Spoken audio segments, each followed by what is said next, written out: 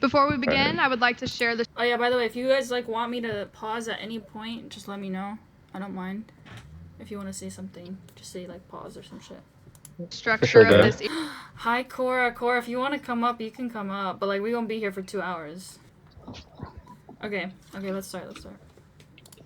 Evening's debate. First, both debaters will give an opening statement. Then both will have the opportunity to cross-examine the other with a series of questions. Following the cross-examination period, both Lila and Kyla will engage in an unmoderated open discussion. We will then transition into closing statements and conclude with a student Q&A. My name is Sadie Burnett, and I have the privilege and honor to introduce the pro-life debater, Lila Rose. Lila Rose is the founder and president of Live Action, a pro-life organization committed to revealing the truth about abortion and advocating for the rights of society's most vulnerable, the unborn. She established Live Action in 2003 at the age of 15, driven by a mission to expose the harsh realities of abortion. Her organization, Live Action, boasts the largest online presence in the pro-life movement, reaching 40 million per month and over 3 billion lifetime video views. Lila Rose is called Messenger-in-Chief of the pro-life movement by Vice News and the face of the millennial anti-abortion movement by The Atlantic. She's the author of Fighting for Life. Okay, nobody gives a fuck. This is the one on the... Damn. The one Bro, on someone the... said it's haram to stream. What are you talking about? The one on the right... The one on the right is Lila, the one on the left is Kyla, guys. That's all you gotta know. The one on the... Kyla's pro-choice and the person on the right is pro-life. Yeah. It's like the political spectrum, right? Kyla's I'm Lane leftist, Trombley, she's on and the I left. will now be introducing the pro-choice speaker, Kyla Turner. Self-honoring without... Thank you. We will now move into opening statements, beginning with Lila. Thank you. Oh shit. About time, bro. Yeah, keep notes, guys. Keep notes. I'm making my notes out. Oh shit, that's Thank you smart. so much for the wonderful moderators that we have tonight and everybody who made it here despite the So crazy humble. rain, and So thank you so much awesome. to Kyla for coming out for this debate. Right now, in a neonatal intensive care unit, there are doctors and nurses working to save babies as young as 21 weeks gestation.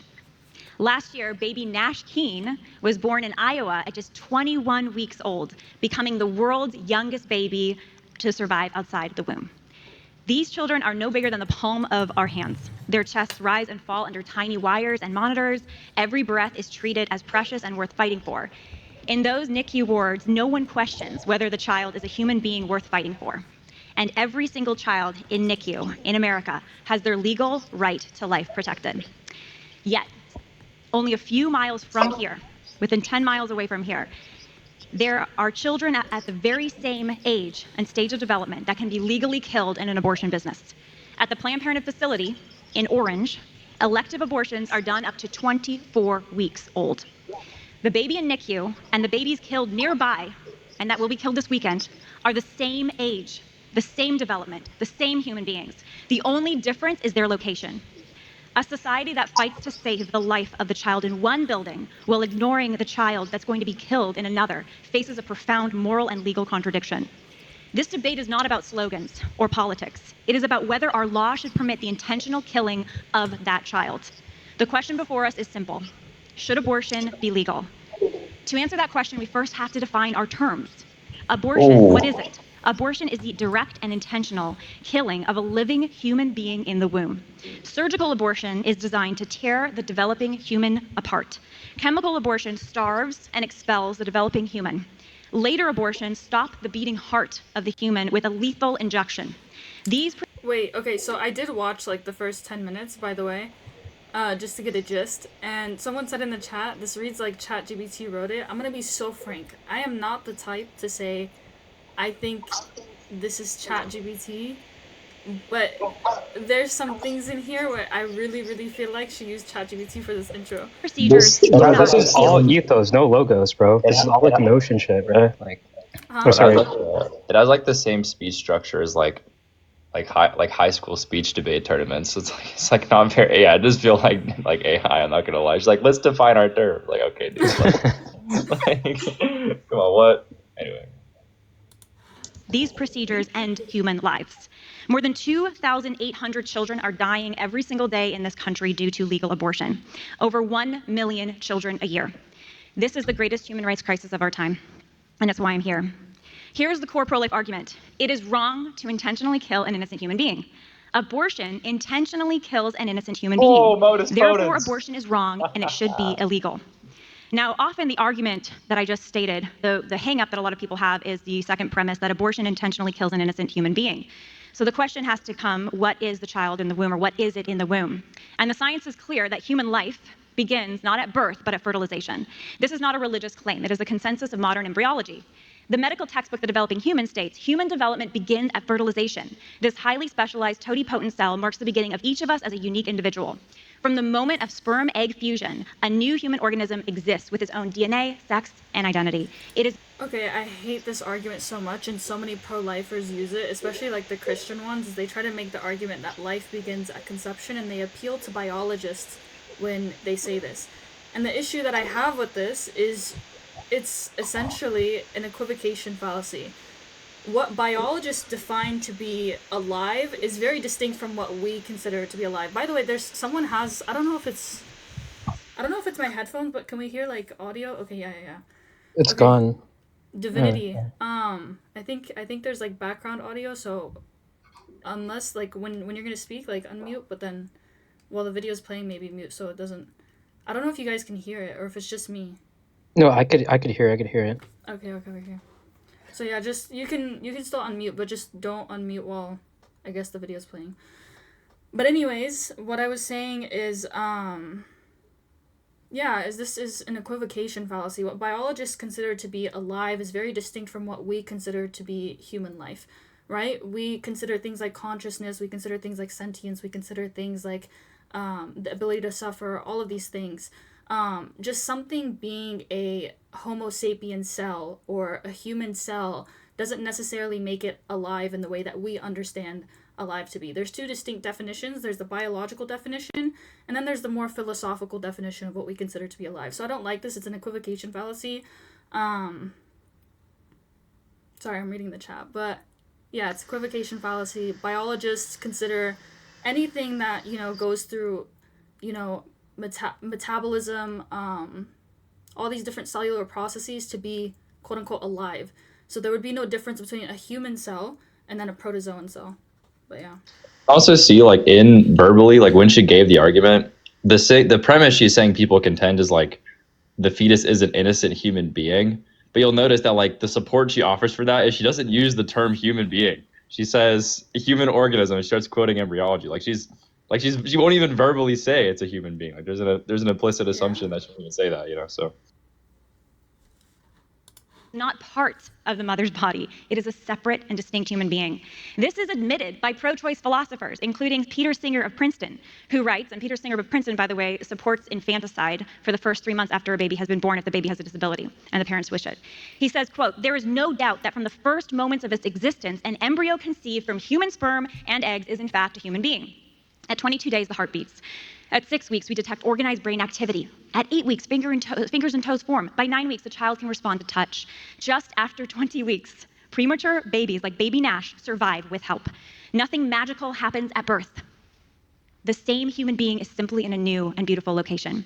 Now consider the SLED framework, which identifies the only 4 differences between a life in the womb and a human life outside of the womb: size, level of development, environment, and degree of dependency. These 4 differences reveal the same value and basic human rights for a human outside of the womb of his or her mother's womb as much as a human inside his or her mother's womb. Let's examine S first, size. Size does not determine human value or fundamental rights. A newborn smaller than a toddler is equally human. A toddler is smaller than a teenager, yet equally human. The child in the womb is smaller still, yet that only reveals the miracle of early human life. If size determined your worth or your right to legal protection from lethal violence, the strong would have rights that the small do not. That is not equality. That is might makes right. Next is L, or level of development.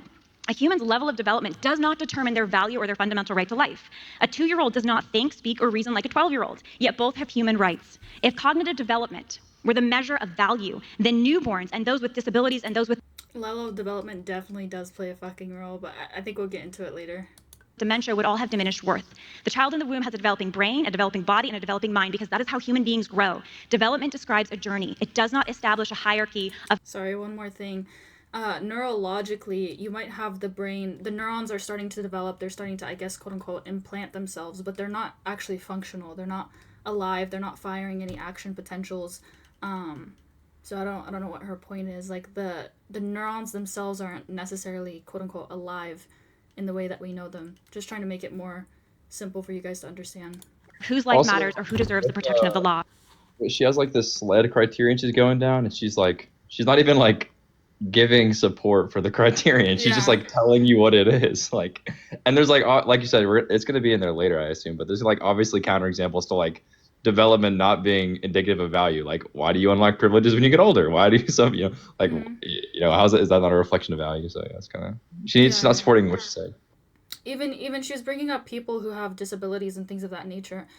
People who are excessively disabled, whether it be mentally or physically, to a certain extent, lose some of their personhood. So, like, take Britney Spears, for example. I think that's who it is. I don't know what it's called, but it was basically like, it's like this court order where you essentially have some level of authority over someone, and I guess medical treatments and things of that nature, because perhaps mentally they're not sane or they're not in the right conservatorship. Yeah, that's what it is. They're not in the right space of mind. So if someone's like in a vegetative state, they're severely disabled, they do to a sense lose some level of personhood or some level of I guess rights. They have different considerations that apply to them, like morally. Yeah. The next letter in SLED is E for environment. Our environment as humans does not determine our value. Whether you are from Zambia or New Zealand, you have equal human dignity and value and the same basic human rights. Changing location does not change your human identity or rights. A baby inches down the birth canal does not suddenly gain its human rights. This is not science, that would be superstition. If a human being's worth depends on where they are and not what they are, then no one's rights are truly secure. And finally for SLED is D, for degree of dependency. A human's degree of dependency on other humans, including parents, does not determine their value. Newborns are entirely dependent. I know, I've had 3. So are people with severe disabilities. So are many elderly individuals. It is exactly your dependence as a young human that makes you both worthy of and in need of special care and legal protection. The child in the womb depends on her mother, totally, just as the newborn depends on her mother, totally. Dependency invites love and responsibility, but it does not erase a person's right to life. I wouldn't say a newborn is like entirely dependent on the mother. Like it can be dependent on someone else, but okay. Yeah, what? Also, there's it's like really funny that she started out being like, let's clarify all these terms, when like the biggest moving part in her argument is this idea of value, worth, and dignity and human rights, which has a suspicious lack of like explaining. Like, what does that mean? She keeps saying, oh, they have like fundamental dignity, fundamental human rights. But then she like gives the examples of like people who have less rights because of their status, like children and elderly people. So I mean, like the term value is just like really ambiguous, because I mean you can value something and not necessarily be wrong to do certain things to it. Like dogs are valuable, but that doesn't mean like doing certain things are wrong to, so it's just like there's like a suspicious lack of clarification and ambiguity with the value stuff. Agreed. SLED makes something unmistakably clear. Every argument used to justify killing a child in the womb could be used to justify killing a child outside the womb. Every attempt to deny the humanity of the child before birth eventually undermines the dignity of human beings after birth. Our Declaration of Independence states that we are endowed by our Creator with certain inalienable rights, and among these are life, liberty, and the pursuit of happiness. Our human rights, our first right, which is life, is not bestowed by democratic vote. It's not bestowed by governments or by other human beings that are more powerful than us. It is given to us by God, and I believe we are all made in the image of God. This is why the prohibition, do not murder, contains not only legal and moral weight, but eternal weight. Human life is sacred.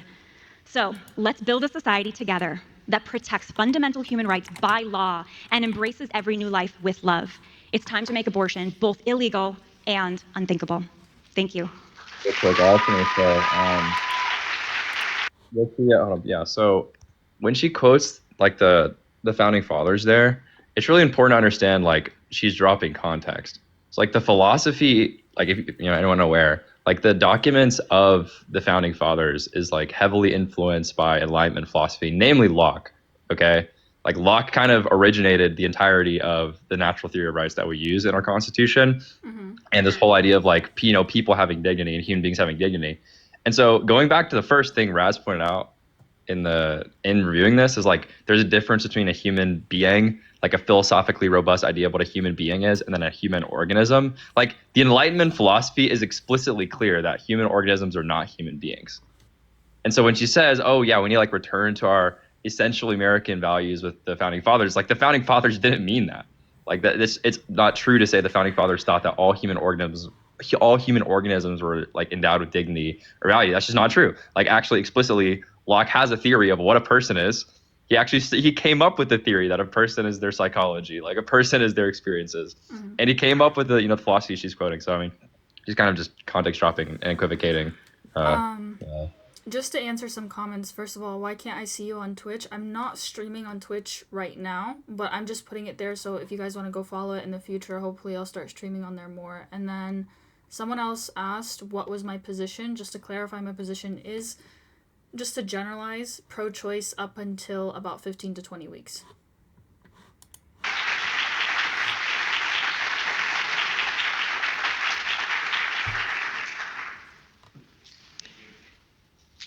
Abortion is one of the most contentious areas in moral philosophy.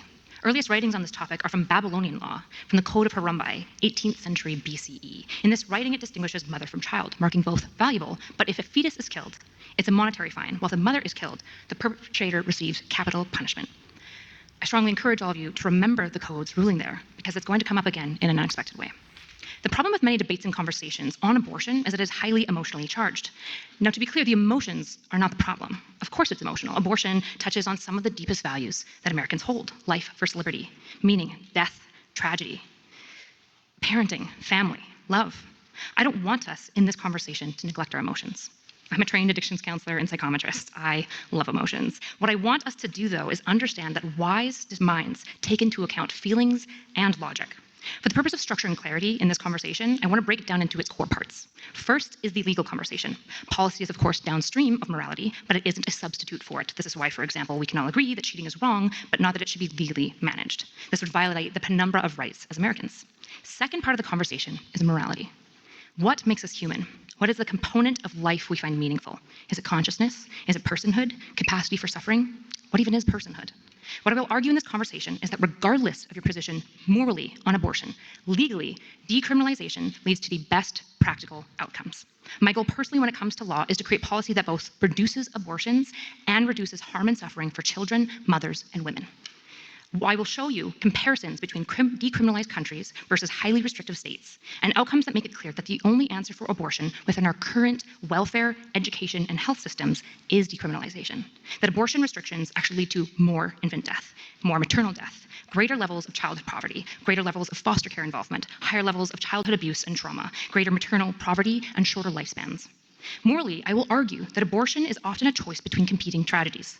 Moral philosophy is the science of morality, using wisdom, logic, and argumentation to determine better moral prescriptions. A moral system must be functional, offering structures to evaluate its actions as right or wrong to be useful. If your moral system, for example, doesn't provide an adequate... I can't hear you, Raz. Sorry, I muted. But I want to pause for a second. I want to know, Divinity Haji, what's your opinion on, I guess, basing legislation or laws on morality? Do you think that's wrong? Haji, you can go first. My answer's gonna be long-winded. Okay, I'm Muslim, so I believe that morality and law is one and the same. That's what the Quran says, so that's my belief. Okay. Erudite's the speaker that's talking right now. She's correct in that politics is downstream from law. So in like a very loose sense, it's based on morality, but it is not a moral code. So like she's like the cheating example's right, but like another one, right? Like being dishonest is immoral. It's wrong to lie, but it's not the kind of thing that because it's immoral, it should therefore be illegal. Like what should be illegal and the codes for law, they're derived from morality, but they're not like identical to it. And so, yeah, like for example, like with respect to my ethical view, I believe that morally speaking, people's entire life should be built around being the happiest, meaningful, productive person they can be. And then my political views are an extension of, okay, well, what does society have to be like in order for that to happen? So I think people should have their individual rights protected so they can be happy, so they can be free to think and produce, et cetera. So the political, norms aren't exactly identical to the moral norms, but they kind of come from and preserve morality. But with her argument, the one she just gave, I mean, it's kind of dumb. So she said it's a competition between two tragedies, is the way she just framed it, which means she's conceding that she thinks abortion is wrong in some way. And if you think abortion is wrong in some way, presumably you think it's wrong in the way that like the pro-life person saying it's wrong. You're depriving a future, human being. And then her response was like, yeah, well, we should allow that because look at all these statistics. She's essentially saying, yeah, I actually agree it is the killing of an innocent human being, but if we don't do that, then there's more crime and there's more sickness. It's like, what? Like, why would you concede that? Yeah, actually, yeah. Sorry, what were you gonna say, Haji? Go. Just to correct myself, in Islam, okay, it is true that there are some things that are immoral, but there's no legal punishment for it right now in the countries that practice Sharia around the world, or in the caliphates. I think the early caliphates. I'm speaking out of ignorance here because I'm not that good at Islamic jurisprudence. And intuitively, I probably agree that we shouldn't mandate you to be nice to your neighbor. We shouldn't, if you say, if you get in a fight with your best friend and you lie, I don't think there should be, like, a legal punishment for it. So I understand what they mean by that, because, like, for example, technically, like, for example, it's haram to, like, someone's not wearing hijab, but at the same time, you can't legally enforce someone to wear the hijab. So I get what they're saying. However, I do disagree with her on the fact that cheating shouldn't be legally. Yeah. Her example of cheating is like kind of like contended, especially by like triad people. But like lying, for example, is one of them. Okay. Saying mean things, like Structure to determine if your own actions have done right or wrong. It's not a very useful moral system. So when does somebody cease being a person, and when do they begin? Let's start with the Christian framework, which Lila and I both share, and I think you guys share. Can you pause this real quick? Yeah. So the argument she's making is that law should be useful. That's essentially what she's saying. She's saying you should have a law if the law is useful. Well, what does it mean for law to be useful? Like, useful for what? Like, what's the goal of law? Because she's saying, oh yeah, like politics has to be non-moral, and it's like, okay, then like if you're divorcing politics from morality, then like what exactly is the goal for usefulness? Like she's just saying it should be useful and practical, but that's just like floating. That doesn't like mean anything. She's not really defining what that is. So yeah.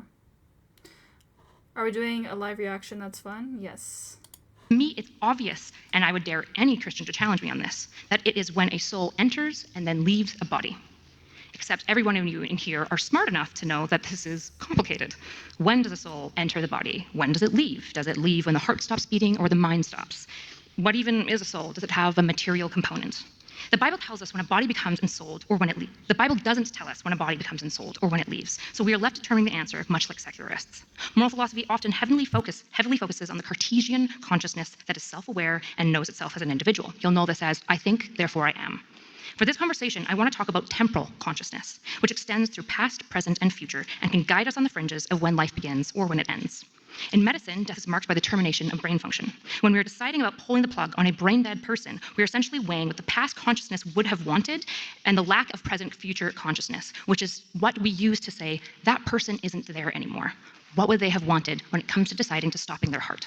At the beginning of life, there's no past consciousness that we can refer to. We know eventually there will be a future consciousness, and we don't know when the present consciousness precisely emerges. In many debates, anti-abortion activists insist that it is a scientifically solved issue. It isn't. It's a conceptual and moral issue that we use science to hook our present consciousness or ensoulment dates to. For a moment, I want you to do a thought experiment with me. It's from Alex O'Connor. Close your eyes and picture a triangle. All right, on the count of 3, I want you to tell me the color of that triangle. 1, 2, 3. Great. Each of you could clearly see a triangle to such an extent that you could tell me the color of it. Where's that triangle? If I cut your head open, is there going to be a bunch of neurons that are arranged in orange or yellow triangles? No. It's fundamentally immaterial. It seems to emerge from a highly complex brain structure that can't be localized to an area, a molecule, or a specific gene. As a Christian, this is what I consider ensoulment. This is why my moral line for where personhood begins. Okay, so this is like a highly contended philosophy. It's called philosophy of mind. She's essentially just asserted because you can imagine a triangle, dualism is true. Dualism is the view that your conscious experiences are like a fundamentally different substance than material things, which like you can't I mean, that whether that view is true or not, you can't just like prove that by saying imagine a triangle. Like presumably the people who believe your consciousness is not physical, or your consciousness is physical, is compatible with saying everyone can imagine a triangle, like what? Yeah. I also, she's gonna go on to make a point later, but I really don't think that this is gonna turn into a good point. One part of this is because, for example, she's saying consciousness isn't necessarily localized to one part of the brain, and she'd be correct. Like, each hemisphere, each section of our brain interacts with each other to just, for example, just the image that you're seeing right now through your eyes involves so many different brain regions and so many different things. It's not just one area or one neuron or one whatever it may be, right? However, consciousness is heavily, heavily dependent upon the cerebrum and the cerebral cortex. So, I don't know. But anyways.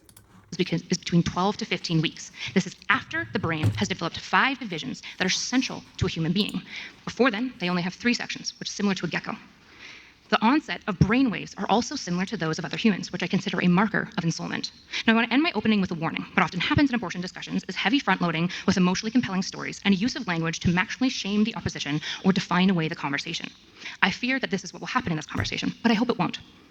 It seems that Lila's definition could be terminating for the conversation by defining abortion as a synonym for murder, the intentional killing of a human life. Nothing new is being argued here. The negative valuation was just smuggled into the definition. This is intellectually lazy, and it's a definist fallacy. And in a topic so important to our moral values, the burden of thinkers, but particularly for those of us with a mic we speak to, is to at least not be intellectually lazy. Oftentimes, Lila's argument is going to use equivocation by employing the term human life with 2 distinct definitions. She will say science agrees with her because biology defines human life as beginning at conception, genetically distinct organism composed of human cells. The biological definition, though, it has no moral weight because it is also applied to a brain-dead person. She then takes the same term, human life, and wields it with legal and philosophical definitions which affords a person moral consideration, human rights, and implies personhood and consciousness. Here's what I'm going to submit to you. Debaters and speakers who rely heavy on emotional front-loading and evasion of pointed questions are doing so because they believe that you, the audience, are stupid and easily manipulated with colorful language and personal anecdotes. My goal here isn't to get you to just agree with me. I want you to think about abortion, what it means to be human, seriously, honestly, and be open to changing your mind. Here's a final thought experiment for you guys as I run out of time. I want you to look around really quickly and notice all of the brown in the room, and then close your eyes. What was red? Ringo, good one. What was red? If you open your eyes, you're going to look for it, and you'll probably notice a lot more red than there was brown. We often see what we look for, which is why a wise mind tries to look for what we are not seeing. So if you came into this conversation staunchly opposed to me, all I ask is that you genuinely hear me out and consider my arguments on face value. For those opposed to Lila, give her the same respect. Let the best idea win, not the idea we happen to like the most. So real quick, she gave like really good like preemptive counter arguments, but did you hear her like make an argument? Like I didn't. No, not particularly. No, she was mostly, I think, addressing the abortion, the pro-abortion position. No, or pro-life. Sorry, not pro-abortion, pro-life position. I don't think she gave an argument. Yeah, I didn't hear an argument. She gave this whole like soliloquy about the usefulness of law, and then just like didn't explain how abortion was useful. Yeah, wait. To be fair, neither side really like Lila didn't really give any arguments as well. She kind of just like. I mean, set her stance. There's like an implicit assumption where like, no, I think she did. She said it was wrong. I think the first premise was like, if it's the intentional killing of an innocent being, then it's wrong. But you could say, I think you could just replace that with like, it's wrong, therefore it's legal. But you know what I'm saying? It's like, it's like very clear what the route to the like win is. Like for erudite, I don't like really know. She just goes, it's useful, and there's less poverty. It's like, is that the argument? Like, I don't know. Yeah. That's supposed to be, I think she's just like waiting for the cross before she actually. Wait, did she not also say? Wait, did she not also say that she'd prove that like the implication of abortions in different countries are going to lead to better outcomes, and she listed all the outcomes like less mortality deaths, more blah blah blah blah blah blah. That's kind of an argument, right? Well, it's just, I mean, maybe that's what I'm lying. I don't know. I think she's supposed to. I think what her strategy is like in the cross-examination she's gonna like give the argument. I think that's what she's trying to do.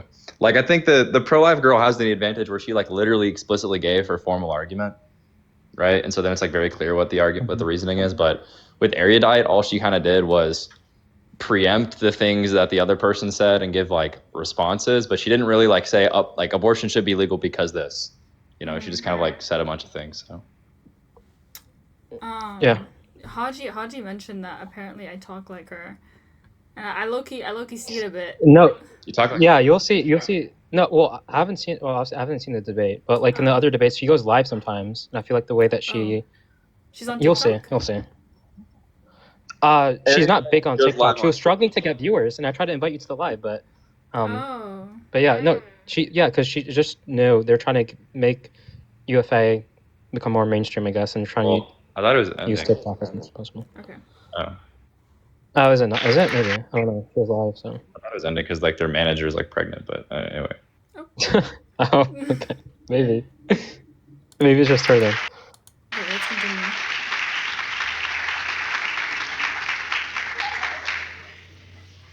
Thank you. At this point, we'll be transitioning into the cross-examination period, where both Lila and Kyla will have an opportunity to ask one another a series of questions. First, Lila will cross-examine Kyla, sorry, whenever you're ready. Damn, didn't even say her name right, bro. That's You crazy. can take the mics, yes. Can you hear me? Wonderful. Thank you, Kyla. Okay, so a few questions for you. First of all, you said that you believe that the biological beginning of life for you is different from personhood. And so you think personhood starts between, I think you said 12 to 15 weeks. Correct. And that's also, you're also arguing that's when ensoulment begins. Mhm. And you're basing that on the brain development. Correct. Can you explain why then somebody who has severe brain damage is properly ensouled if they have severe brain damage or they have a severe brain development disorder? I don't think that. Let's say they only have a brain stem. Sure. If they don't have a brainstem, they would be only have a alive. brainstem. Okay, gotcha. In most of these cases, for example, I think we have Jackson Bluebell, and I think Right. there's a reason why Noah. You probably know his name, Noah. Oh, something. no, Both of them were born with very little. Huh? This fucking anencephaly cases. Oh my god, this is like the pro-life secret weapon. There's this human organism that was conceived with like literally fucking nothing in their noggin, and they're like, look. It's like their only argument, I swear. Their brain. The issue is that, first of all, they had a significant amount of their cerebellum. The cerebellum was the main thing impacted. The idea that because they have less of a brain, consciousness doesn't exist, I don't think is sufficient, right? In the case of Noah, we saw that despite the fact that he only had 2% of his cerebellum, by the time I think he was age 5, 78% had regrown, which suggests that neuroplasticity has a capacity to emerge consciousness when the predilections are there. Sure. So I guess I'm asking more specifically. You said the brain has a certain level of development between 12 and 15 weeks that you says your standard is ensoulment. So, but I'm saying if brain development is disturbed at that time and it doesn't do the level of, well, I guess the first question for you, what is happening at 12 to 15 weeks specifically that would give the child ensoulment? With the proper division of the 5 parts of the brain, right? We've got the telencephalon, mesencephalon. But in the etc. case of Jax or Noah, it sounds like they don't have that division happen. They actually entirely. so they're they missing. They're missing several parts of the brain entirely. That I don't like this argument. I'm not gonna lie. I don't like the argument that, it's dependent on sufficient divisions, like at least as long as they have 5 divisions of the brain. Because I'm sure there are, disorders in which someone only has, 4 divisions, right? One division doesn't properly divide. Or for example, there's some people with holoprosencephaly, right? Their brain doesn't divide in the ways that it's supposed to, and they essentially become vegetative. Even their physical appearance can be affected because their genes aren't expressing in the proper way. So I mean, even in this case, hold on, even in this case, I would say like for people with holoprosencephaly, for example, if I'm a mother and I find out my child is going to have holoprosencephaly, I feel like if anything, it would be more ethical for me to get an abortion rather than subject the child to that kind of experience where they can't even breathe, they struggle to breathe, they choke on the air, they can't even eat, right? Sometimes they don't even have development of a nose, development of a mouth, development of even eyes. Like, giving birth to this thing intentionally just because, it's a human organism, if anything, I believe, is honestly unethical, but... Wait, for the division of the brain, did she say sufficient or necessary? I didn't hear. She's saying it's sufficient. Yeah, so it doesn't mean that if you have less that she wouldn't value you. It just means if you do have all the 5, then she does. Well, I think the whole point, because forget the physical, forget the neuroscientific stuff here, right? Like the moral principle is that, well, there's 2 principles. So there's because she's Christian, right? And so the whole idea, she started out with this whole like usefulness and non-moral stuff, and then like her whole argument is about like when the soul enters the body. But she's saying when there's a soul, then it's a person, and then it's wrong to kill because it's a person. And she's trying to say that your soul essentially is your experiences. That's the idea. Your soul is your experiences, or what makes your experiences possible is the fact your soul's in you, or whatever. And so she's trying to point at like different parts of the development where experiences begin. And she's trying to do the thing that she like ironically enough made fun of people for saying earlier. She's trying to do the finding the experience thing, even though her fucking thought experiment was like, haha, I can't find the triangle. So it's like why is this your argument? I don't know why you would even appeal to that, but yeah. Okay. develop. So that's a bit of a misunderstanding about what happened in Jax's brain, right? Okay. So while, yes, the cerebellum vastly underperformed, there was less cerebral cortex going on, there actually was still 5 divisions. And we can see that by some of the later development. For example, he moved into things that require the sensory motor system, which is like sucking. But only and his stuff like that. brainstem, unfortunately, the rest of the brain was not developed. It was only the brainstem. That's not true in the case of Jackson. Otherwise, he couldn't have had sensory motor reactions. According to the doctors that evaluated him, they said only his brainstem had existed. Yeah, so there's a bit of And people were surprised that he actually survived, Kyla. They were, right, And surprised that he even had sensory motor skills, which would speak to the soul being able to emanate from him even without the entire brain existing. And there are a lot of What? Are we dead ass? What is The this? soul animated his sensory motor Are skills. we dead ass? He had sensory motor skills because relevant brain regions were functioning. Like, what the fuck am I listening to? It's because of the magic of Jesus, Ross. No, you're not listening to her. The doctors didn't. The doctors didn't. The doctors were genuinely perplexed. They're like, wow, it must be the soul. Also, I'm it's not like familiar. There's also the erudite has like she said, she like studied this in school or something like that. And Lila is just like, you know, a CEO who like had 3 children. Like, you know, like why are you like correcting this person on the analysis of the case? Like what? Oh god. a lot of cases where people have severe brain issues or developmental disorders or injuries, and they still, because of their soul, are able to do things that otherwise are not scientifically explainable. Are you familiar with any of those cases? I am. So one of the issues is that I think you're maybe misunderstanding the neuropsychology. So when we say, for example, that somebody just has a brainstem at birth, that doesn't mean that there isn't like potential for like neural proliferation, because after birth we still see a fair amount of neural proliferation, particularly when you ease, in this case, the hydrocephaly, which is, I believe, both of these cases of Noah and Jackson. Right. So the idea that the cerebral cortex just didn't exist isn't really true. It was greatly reduced. Even in the case of Jackson, yes, he was born with dominantly the brainstem, but there was also the buddings of a cerebral cortex, which is the things that So I I guess see then the question emerge would, what consciousness. exactly is your standard then, just to make sure I can pinpoint this correctly, in terms of development? You said between 12 and 15 weeks. Can you state exactly what you would say is the standard for ensoulment with brain development? I think that It's beyond brainstem, it sounds like. Sorry? It's beyond the brainstem, you're saying. That's why I said the 5 divisions of the brain. Okay. Are you familiar with the 5 divisions of the brain? But just to be clear, if they're missing some of the divisions of their brain, are they ensouled? Yes. Okay, but you just said ensoulment was tied to the 5 divisions of the Well, brain. because the issue is that the 2 examples that we're giving don't miss the 5 divisions of the brain. So I guess, sorry, the answer should have been maybe not. I'm not Maybe entirely not. sure. So if someone is missing a division of their brain, are they ensouled? No, probably not. If someone has an injury where one of the divisions of their brain is destroyed, are they ensouled? It really depends on Do which they lose division their of the brain. Huh? Do they lose their soul? Which division are we talking about? The talent. I told you, this is why I don't like this argument.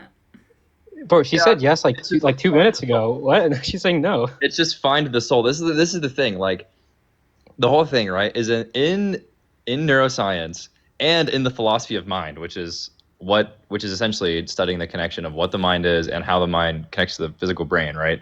Like, this is severely underdetermined. Like, severely underdetermined. So she's like, just for context, everyone who's like unfamiliar with this literature, she just like came up with this standard that nobody has in the literature. Nobody cosigns. And she's like, yeah, dude, the 5 divisions, duh. And then she's like going back on it kinda, and she's like saying, like, and she's like not even motivating it. She's like asserting it, like what? Yeah, currently the only position within neuroscience or philosophy of neuroscience, the only position that they have currently is that consciousness, experience, I guess things that you would associate with someone who has a soul, doesn't really arise until at least 24 weeks. As far as we understand, we don't see anything prior that comes from that. My position, I'm kind of grasping at something, because I think just even an ounce of experience is enough. But amongst neurosciences, they don't believe it's before 24 weeks. There's no 4 divisions thing. It's none of that. It's a culmination of brain regions and functions and things of that nature, and they don't believe it occurs prior to 24 weeks. I think also that Lila's strategy to like press erudite on like the find of the soul thing is fine, and like that is a good strategy. But something else she should be doing is like there's this understanding somehow where like the soul comes into the body. It's like you should investigate like what does that even mean? Like could the soul not be there and then like not work until later on? Like is it like you could say it's like latent or something like that? Like yeah. I think there's scholastic philosophy within Christianity that would say the soul is there like whenever you get fertilized. So it's just like I don't even know this method right now. It's like so inefficient. I want to respond to Based, but there's a heartbeat at 4 weeks. I don't know if you're trolling, but just in case you're not, he's trolling. Oh, okay. I'm just gonna explain for the people in the comments. Even if anyone thinks that's a good argument, like the whole heartbeat thing, the heart is it's just how do I say this, like a culmination of electrical impulses. Like it doesn't have consciousness, it doesn't contribute to it. It has sinoatrial nodes and it just functions on these electrical impulses firing in milliseconds. But anyways, They have lungs. Mesencephalon, like the thing You is, pick any division. well, in the case of mesencephalon, no, definitely not, right? That would be So is also I don't understand. I feel like if you're Christian, you should say that. You know what? Fuck it. I'm not even gonna get into it. there? The It feels like- Bible it feels doesn't like what's happening in this specify, that's conversation. the thing. Huh? Like Islam specifies when the soul enters the body. No, The Bible it's not. doesn't. It's not that. I'm saying if you're Christian and you believe something is like morally wrong within Christianity, should you not also say that it shouldn't be permitted legally? I don't think it's can. Well, if it depends. If you're a Christian theocracy, maybe, but like there's plenty of Christians that believe in secular systems, right? So there's not. It's like similar to. I mean, I think it's similar to Islam, where there's not like a very clearly, explicitly defined, exhaustive jurisprudence like political view from the Quran. At least I don't think there is. And similarly with Christianity, there's not like a Christian political system that's explicated in the Bible. So a lot of it is just the task of like Christian political philosophers to reconcile the two. Yeah, but I mean, there's Deuteronomy, but I feel like that's more like Mosaic law than Christian Right. law, right? Gets complicated. I don't know. Too. Yeah, but I mean, there's Deuteronomy, but I feel like that's more like Mosaic law than Christian Right. law, right? Gets complicated. Right there. So right is there. there? It feels like what's happening in this conversation is I don't think you know what the 5 divisions of the brain are. I'm which trying is to- fine. I can Damn. explain them. Damn. to you. I'm trying If to you want identify Eat your your standard ass for up. ultimately making abortion legal, which I'm is what this trying- conversation is about. I'm trying to grant So- it to you, but if I'm using esoteric language that maybe is like losing you in my argumentation, you can just. It's ask not me. losing me. Your standard is that you need all 5 divisions of your brain to be considered ensouled and legally protected. I think the 5 divisions I'm of the saying brain in a- and the brain activity as well are 2 proxies that we can use to best estimate when ensoulment occurs because I think consciousness. And I'm is the saying if best someone proxy has for a it. division of their brain damaged or there's Ooh, a failure pause that. for it to develop properly, are they ensouled? Okay, so she said something really important. So the whole point here is that it's not as if she's saying having the 5 divisions of the brain is necessarily causing that. She's saying that having the 5 divisions of the brain is like a good general estimate of when you would be ensouled. Do you guys see how like the line she's drawing is like a line of estimation, not a line of like what's causing? Yeah. Yeah. One sec. Oh, and the chat wants subtitles apparently as well. Yeah, I'll get you all that in a second. Load to your chat. Why is this so big? Wait, it was fine like 10 seconds ago. What are you doing? Why are you messing up?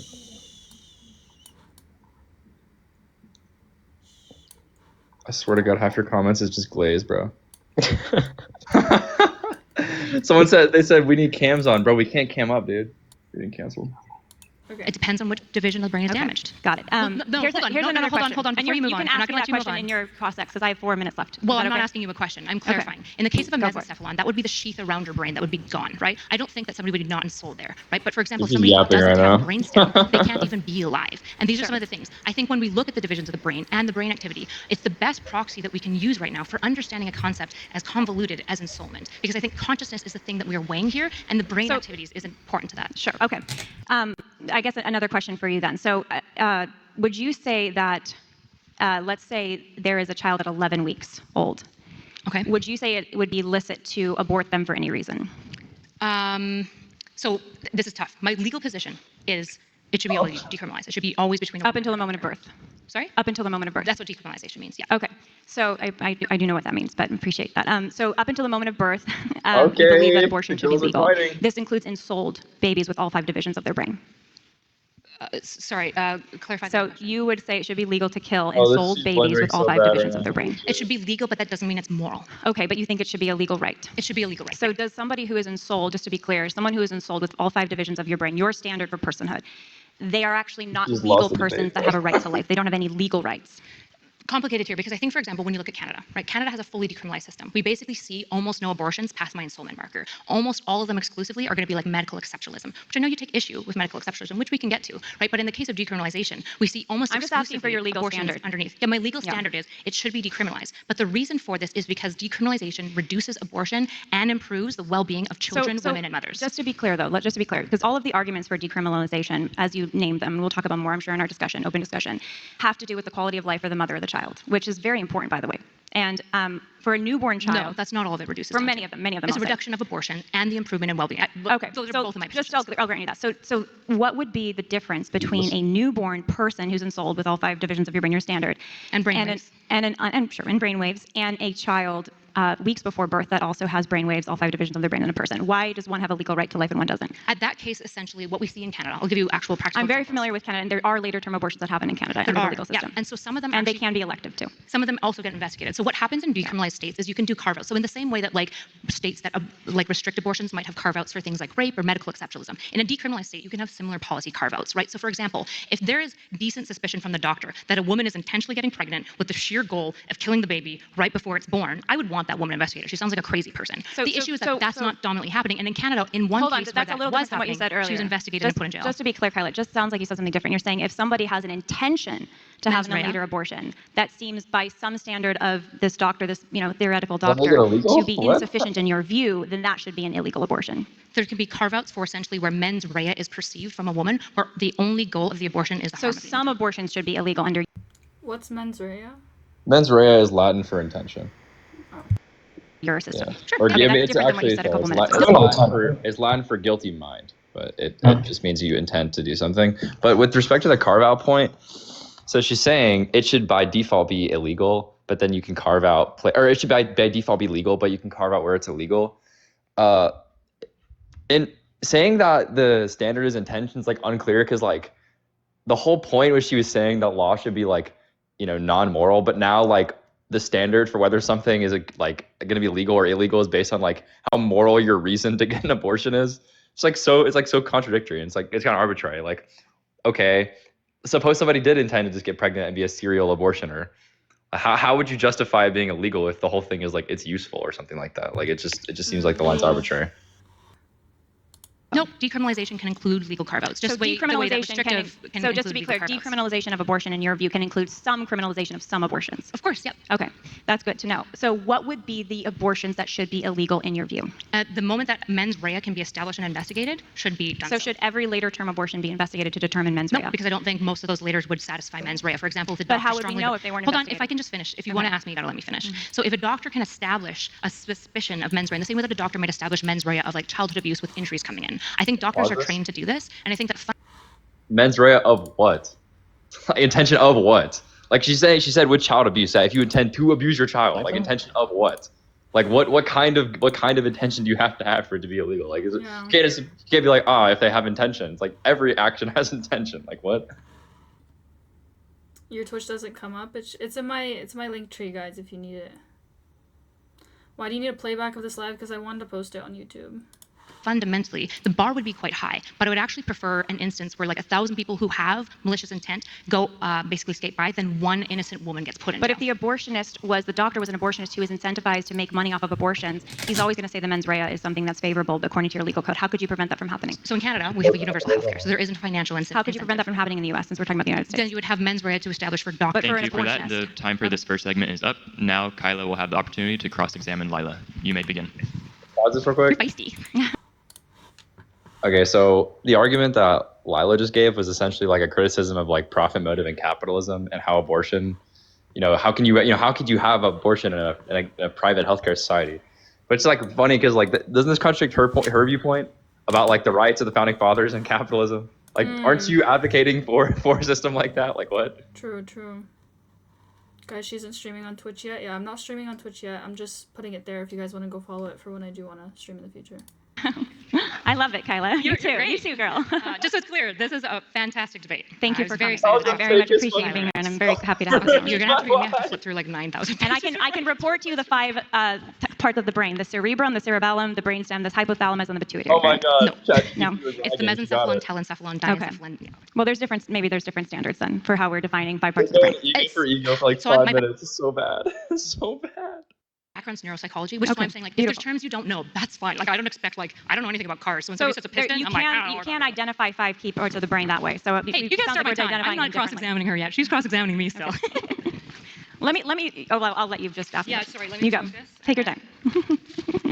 Got him. Okay. Okay. Did you want to You're finish your thought digging super quick? the No, you hole. do that in Your open. time. Your Yeah, time. Okay. We've got Sorry, 30 guys. minutes discussion. You guys reset We've my got time 30 minutes too. discussion. You guys are great. Okay. So again, this is not esoteria gotcha, because I really want to be clear. I'm not trying to dunk on you because you don't know words. That's stupid.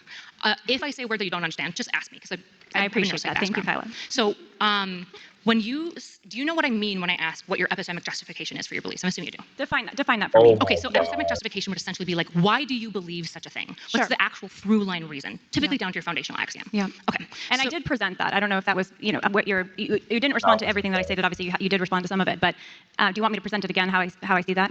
I basically, in my view, just to use your language of personhood specifically, if you are a biological living human, you are a person.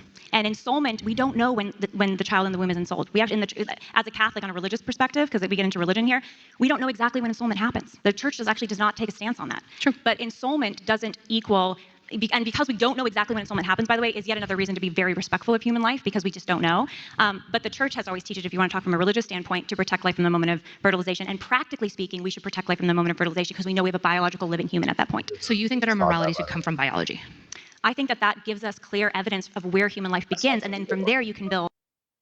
See, this is what I'm not understanding is like I feel like they're oscillating between religion and biology here. Like if your foundation for this is biology, stick to that. If your foundation for this is religion, then stick to that. Your religion says that life begins at conception. Say that, irrespective of what science says. I don't know why they're appealing to biology, because It's just like too low. It's just like two low tiers going back and forth, because like she goes, "Do you know what epistemic justification is?" And then she was like, "No, explain that." And then she's like, "Oh, it's when you like derive something from an axiom." And then Lila's like, "Yeah, bro, I did that." I was like, "No, you didn't." Like, no, you obviously didn't do that. And then after she goes, "Yeah, the Catholic Church believes that ensoulment. The Catholic Church believes that you should protect life at the moment of conception." And she says, one, because it debatably has a soul, and two, because you should be precautionary because we don't know. Okay, those are both religious arguments. And in which then erudite goes, "Oh, so it's biology, right?" No, it's not biology. That's religion. Like, what? Yeah, I don't know. I feel like appealing to both would be a stronger argument for those that are not religious. Yeah, I don't know. This is low key not. Maybe it'll get better. The position of we should be protecting all human lives because they are all persons. There's basically no human life. There's no individual human life that's not a person in my stance. So the issue that I have is you have to pick one or the other. It's either biology or morality. That's not true. That's not how that works. This is how axioms work. Biology presents facts that we can build a case for personhood upon. So biology doesn't give us moral axioms work. Biology presents facts that we can build a case for personhood upon. So biology doesn't give us moral justifications, right? You're exactly right, but I think you misunderstand my position. Biology doesn't give us morality. What? Biology gives us reality, and then we can build morality on that. So biology tells us, biology does tell us when human life begins. Why do you believe that human life begins at conception specifically? Why do I believe it? It's not a belief. That is a scientific fact. It is a belief. Because you're switching the words, right? Because what you're doing is you're saying it's biology, but then you're actually ladening it with moral claims. So which is it? Is it biology or morality? So let me just be very clear. It is a scientific fact that human life begins at fertilization. It is my belief, my position, my worldview, my argument that if you are a human life, a human being, you are a person, you deserve legal protections, and you should have the right to life protected like any other human life. So when it comes to epistemic beliefs, you have to pick one. So okay, so this is like really funny because they're both Christian like fundamentalists, right? But like that's both of their worldviews. And so as a Christian fundamentalist, moral statements are not like built up. Like if you're a religious fundamentalist, moral statements are like biological statements in that they're matters of fact. Like there are moral facts in these worldviews. Like what the Bible says is not like constructed; it's like a moral fact. So she's framing it as if, oh, it is a fact that it's living, and then it's my belief that it's a person. It's like, well, wouldn't that be a fact? Also, being a person isn't a moral belief. Like, isn't being a person a fact? And like what? Is it not like true or false objectively that someone's a person or not? Like, I don't know. This is kind of ridiculous. If your morality comes from biology, correct, Kyla. well, you could say my morality comes from God. That would be my foundational axiom. And I use science to inform certain things, but my morality, my justification comes from God. Where does yours come from? My morality comes from a natural order that is ultimately created and designed by God. So God. And as I said in my last, in the last moments of my speech, I believe that our human rights, our right to life. So why does a human have a right to life? Where does that come from? It's not my opinion. It's not yours. It's not the government gave it to me. Sure. We are given them by our Creator, a God who we are made in His image and who endowed us with these fundamental rights. Gotcha. And they're given to all human lives, not just women, not just men, not just older people, not just younger people. And I agree with you. But the issue that I would say is the biology. No, you cannot quote a single piece of scripture that says that. Like the terminology of rights didn't even exist until like thousands of years, 1700 years after Christ died. Like natural rights terminology. She's just saying that because John, like literally, this is where they get this from. Like, here's this guy, his name is John Locke, and John Locke was on his second treatise of government. He decided to throw in there that they're God-given. There are these things called rights that are God-given, and now they treat it as just like objective fact about being a Christian that like everybody has human rights. Like that's just not true. You can't go God, therefore everybody gets rights. Like it's not how that works. Means nothing to you then. It's an optically satisfying red herring because fundamentally Totally your untrue. epistemic justification isn't No. biology does not inform your morality. Your faith does. Biology is a acknowledgement of reality, and then your morality is a worldview that addresses that scientific reality. So the scientific reality of when life begins, you're right, isn't a moral debate in and of itself. It doesn't answer a moral question. The moral question then is, should all human lives have human rights? Are all human lives sacred? Are all human lives, do they have value? My position is yes to all of the above. We all have human rights. We're all sacred. We all have value by virtue of being human. So, And the reason, and the way we ascertain if there's a biological human is science. That is where science comes in. you hinge your morality on science to inform it, but science is not informing your morality. Okay, I feel like Kyla's being a little disingenuous here. She was clear about the fact, like, for example, if I say, all human lives are valuable, what is a human life? What is considered to be a human life? You have to demarcate that. And what's her name, Lila is doing is saying, okay, biologically, I believe it begins at conception. This is when we start to consider something a human life. I don't know how she's getting her morality from biology. It's like unclear. What is the contention right now? I don't It's even like, know.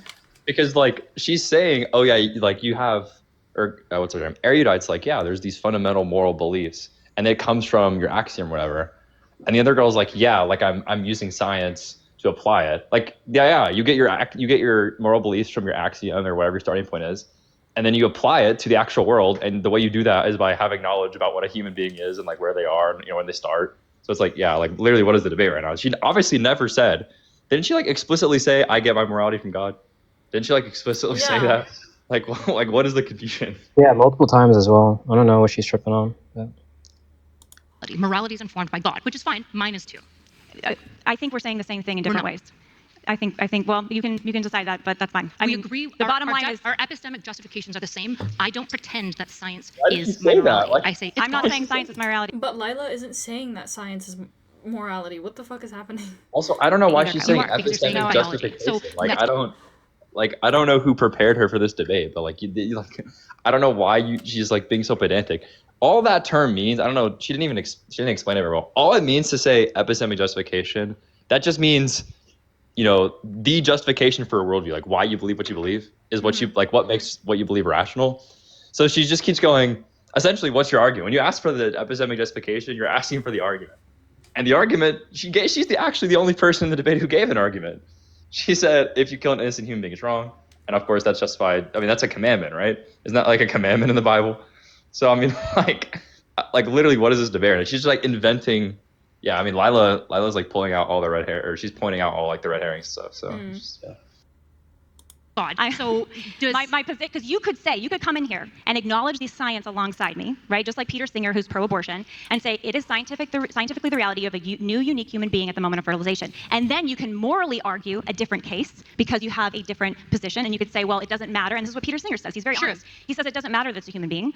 Sure. The mother has the right to end the life, and that is not the same value of a life outside of the womb. the issue that you have is So- your position is just as scientifically backed as my position, right? Because I disagree. because fundamentally our moral I systems think your are based position on is God. far more arbitrary. Your science is far more arbitrary and murky The than mine. 5 divisions of the brain and brainwaves are not arbitrary in any There's way, not shape, even a specific time when you can identify when Brainwaves, horrible fucking point. I think we detect brainwaves as early as like 8 weeks. Yup. Yeah, we do. EKG, bro. They're there very early. that special ensoulment process happens. You have a period of 3 weeks. We can so move what on. point in the 3 weeks is it okay to kill and not kill? Okay, we can move on. I understand the epistemic stuff. Not your cup of tea. That's fine. So when God, Oh my when you God. say that She's God literally is your gaslighting summation, the fuck out of the audience right now. This She's is like, ridiculous. she's saying the epistemic stuff's not your cup of tea, as if like unironically she brought up the language and then still fucking lost. Like she brought up the point and then lost on it. your belief, which is You know, I was expecting her to be very, how do I say this, very good faith, Just intellectually fair with the introduction that she gave. I low-key skipped the introduction, but when people were I speaking, promise. The other debates I've seen, she was fine. She was not like I don't know. She's always like it's because she was low-key getting pressed. Like Lila was like actually pressing her because she realized how arbitrary her shit was. Because like realistically, if you really want to be pedantic, right? Erudite did say you need the 5 areas, and then she like pivoted, and then she backtracked. She's like, oh, you don't need it, but like it's a heuristic. And then she's like, she's like kind of, she can't give a clear answer. She didn't really give a clear argument. So I mean, yeah, I mean, I'd probably start aping out too if I got pressed like that in front of a bunch of people. Is mine as well. Is that because of something your God says? Should everyone else be forced to live in accordance with that? It's a good question, Kyla, and I think that yes, in a country that is going to be founded and going to have a just order, yes, I think we have to acknowledge that human beings are made in the image of God. So how are have you to different acknowledge from a that- Muslim activist and we trying ha- to spread Sharia law? Well, there's a lot of other we can say that again. Yo, How are what? you different from a Muslim I feel activist about trying to that. spread I also Sharia feel law? about that. I'm very different from that because How are you a Why Muslim she raised activist her trying to voice? spread Sharia law? I think we have to It's acknowledge just that so human funny beings that like Live in accordance with that. the argument she's making is like, you don't want to be Muslim. Like, don't be like Muslim. Like On the strength of her God. argument. The strength of the argument is, God, you can't be like Muslims. Haji, what is this? Yeah, bro. Okay, no, she was not like this, bro. I saw her debate like veganism and like Rancho on this, and she was like fine. I don't know what's going on. She's a vegan? I don't know who prepped her, bro. No, she was She's- debating veganism against someone that is vegan. Yeah, I But like the point is, she was not like this, bro. It's a good question, Kyla, and I think that yes, in a country that is going to be founded and going to have a just order, yes, I think we have to acknowledge that human beings are made in the image of God. So And we how are have you to different acknowledge from a that- Muslim and activist we trying ha- to spread Sharia law? Well, there's a lot of other world. Okay. Kyla, let's make one thing clear. If she ever sees this, if she ever comes across this. Hey, Kyla, Rice is Kyla. calling me out, guys. So debate. Kyla, 1v1. for you to be Whatever. religiously consistent, right? To not be contradicting your religion, you need to affirm the fact that you believe that your government should be structured around what is considered to be, permissible or legal within Christianity. And so likewise, because Muslims, we are more consistent than the Christians, right? It's just typical. We believe, and every Muslim should be affirming this, is that our governments should generally be in accordance with Sharia law. And likewise, if you're a Christian and you believe that your revelation is divine and that it is perfect and that it is the best way to follow life, then for you to be consistent, you would need to say that you should follow what your religion says. Am I true? Yeah, like, how is she gonna grandstand, or not grandstand? Well, it is kind of grandstanding. How is she gonna make this whole point to Lilia about how she has this, epistemic justification, really fucking fancy way of saying she gets her morals from God. That's the source, capital T, capital S, the source of her morality. And then be like, yeah, our political system should be like non-moral. It should be useful. Like, how are you gonna say my whole worldview is religious? It's all based on God, and then be like, yeah, I mean, I don't really think that the law should reflect that. It's like, on what Yeah. ground do you have, admittedly, that allows you to say that? For you to say that, then you would have to kind of admit to some extent, like, there's some cognitive dissonance there. There's a reason why you're saying you don't believe that. You believe probably that perhaps something that you believe to be true within Christianity, perhaps you don't resonate with that, and that's why you're saying, I don't want this to be in law. She's like the least culturally Christian person I've ever seen. Like, she doesn't have like any of the like normal views of the Christian people. She thinks it's like wrong to enforce your religion, or like it's wrong to practice it consistently. Like, what? I would agree with her that sure, within our government and within our society, yeah, she is correct. It is inconsistent based off of the Constitution, based off of our government, to say that we should be, enforcing one religion, right? Because we have freedom of religion. However, it's still, you can acknowledge that in one sense it's inconsistent based on our governments, but based on what you believe should be the case, you should be saying that Christianity should be enforced. Exactly. We can say that again. How are you different from a Muslim activist trying to spread Sharia law? I'm very different from that because You want to use your religious predilections to inform what's because secular natural and non-Christian because I people think do. we No, Lila, you're not different from that. You're just like the Muzzies. The only possible answer that Lilia could say here is that she thinks Islam is wrong. That's like the only thing she could possibly say Yeah. right now. can reason together and say that regardless of your beliefs about divine revelation, like Muhammad receiving divine revelation from somebody, it's an act of faith. And there's a lot of Sharia law that's built in divine revelation. I think on a natural level, we can acknowledge that it's wrong to kill human beings. I think we could reason together, even without any religious texts, we could reason together and say, yeah, it's wrong to kill human beings. And even before there was divine revelation, there have been cultures and societies that have prohibited murder. So you don't need divine revelation to prohibit murder, but I do think divine revelation helps cement the reality. I mean, Divinity doesn't agree on this. He's a moral objectivist, but I personally think that the best way to get, I guess, objective morality is through religion, but he doesn't agree with this. It's just ironic. It's ironic with this girl because like her whole viewpoint is presumably like all the way down religious, but then she's like arguing that you should like be tolerant, and then the other person is pro-choice, arguing that the law should be non-moral, and then is like saying it's all based on God. Like it's like insane. Also, Yeah, wait, Russ, but even like within Islam, there's extrinsic and intrinsic haram. Extrinsic means from divine revelation, and intrinsic means by reason. Like you can reason yourself to know that grape is wrong, that unjust unaliving is wrong, etc., etc., etc. So even before revelation came down, it was still haram to do those things. Sure, but I don't you know? necessarily know if Christians believe that, for example. Like, I Yeah, I don't don't know know if if they they have a operate on that distinction, same logic. And also, I want to make another point, is if she believes that there's some kind of objective morality that exists independent of Christianity, then, okay, what is it? Where is it? Define it to me. And is it consistent with your religion? Because if there was some kind of objective morality that we could all agree upon, right, and then this is true and it's independent of the mind, whatever it may be, then now whether or not your religion is true would be dependent on whether or not it's consistent with that moral framework. But I guess, yeah. Yeah, I think she'd have to like make an argument with teleology or something, right? Divinity, I don't know, but it's I don't know. It's interesting to listen to. This is a I bad don't really thing. know where this is gonna go, but Whereas all Catholics believe in natural law. yeah, that's teleology, right? Natural law Sure. basically means like dude, what is Snid saying? What the hell? Natural law says God made us with a purpose, so we have to fulfill that purpose, basically. Natural law is essentially you can think about it like how there's laws for physics and there's laws for economics. The idea is that there's a natural moral law that is just like a part of reality that you have to follow. Sure, okay, fine. I think it's plausible. It's not But that she'd we have to haven't- make the argument for that existing in the first place. Yeah. It's not that I don't think it doesn't exist or that it does exist. I don't know, right? We haven't uncovered that yet. But okay, if you're claiming that is the case and you believe that natural law exists, okay, then what is it? Where is it? Yeah, that's my and question like to at first she her. said it was revelation. Now she's saying it's like natural law.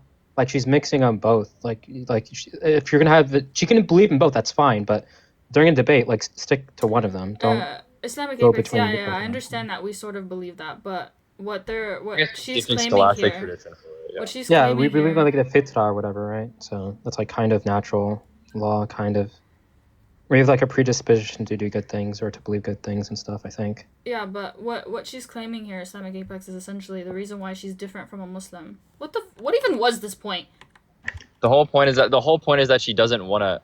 The assumption is that like Muslims imposing religious views politically is bad, and that's supposed to be the reductio. But like it's just funny because like the reasoning she's using would like endorse that, just like Christian worldview. So then if presumably also the other girl would believe that. So the only thing she has to say here is like Islam is false, which like they agree on. So like how is that a reductio for either of them? Like it's unclear. Like it's literally just supposed to be like why do you want to be like Muslim? That's like the argument.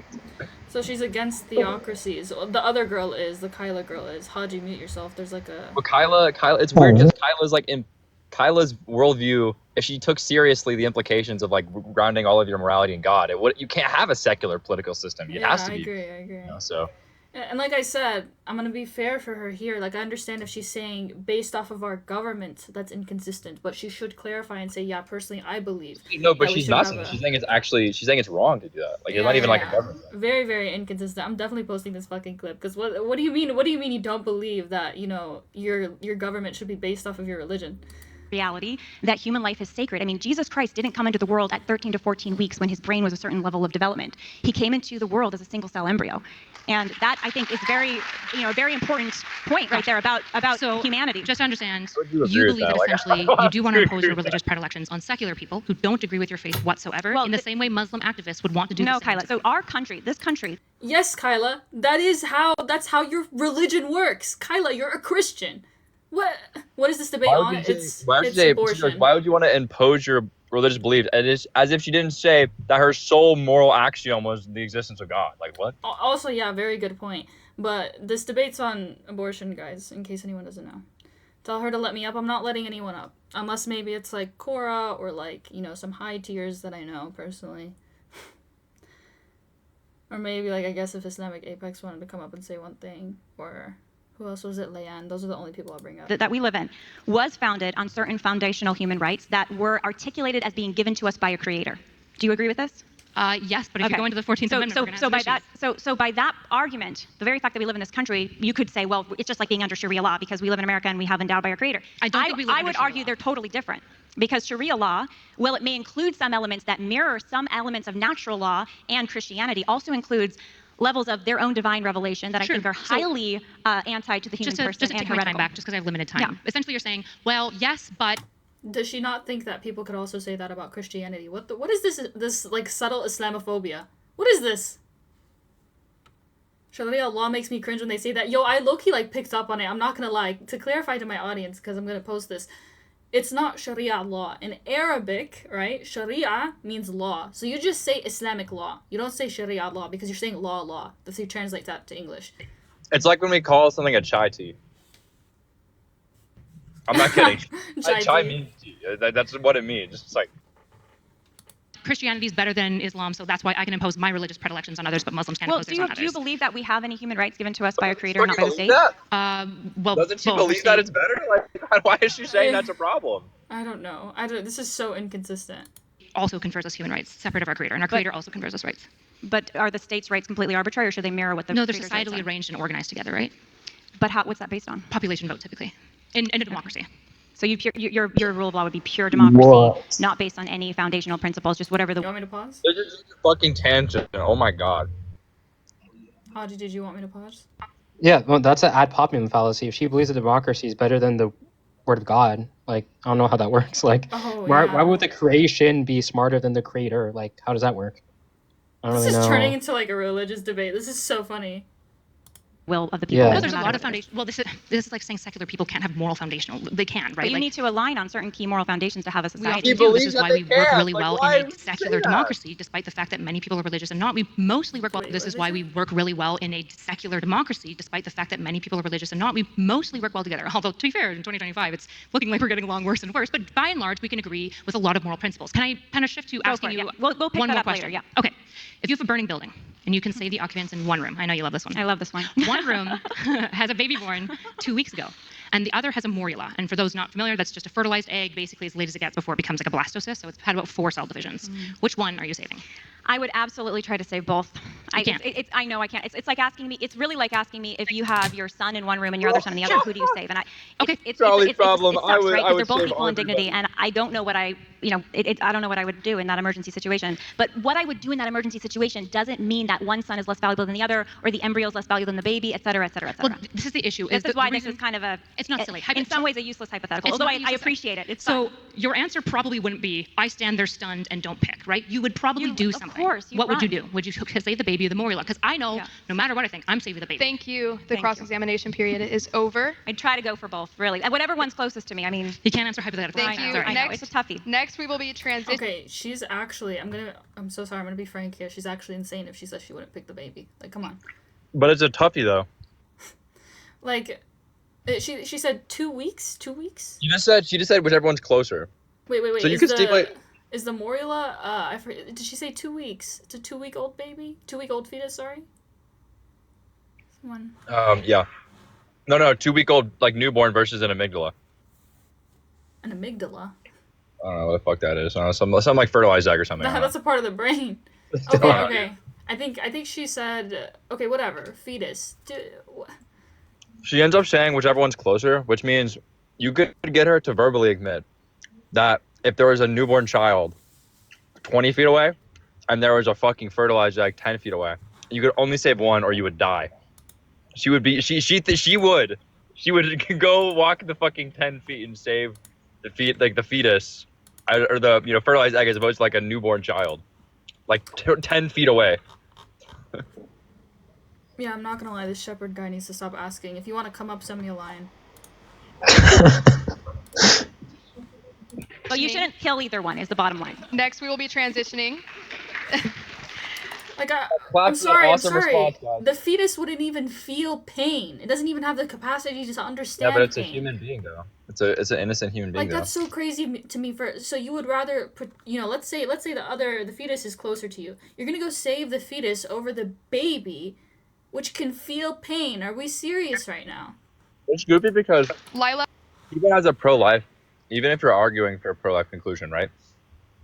All you have to do to prove that abortion is wrong, right, is just show that the fetus has fundamental moral rights. That doesn't mean that there are like non-fundamental moral considerations that would make you like something or think something's more valuable than another person.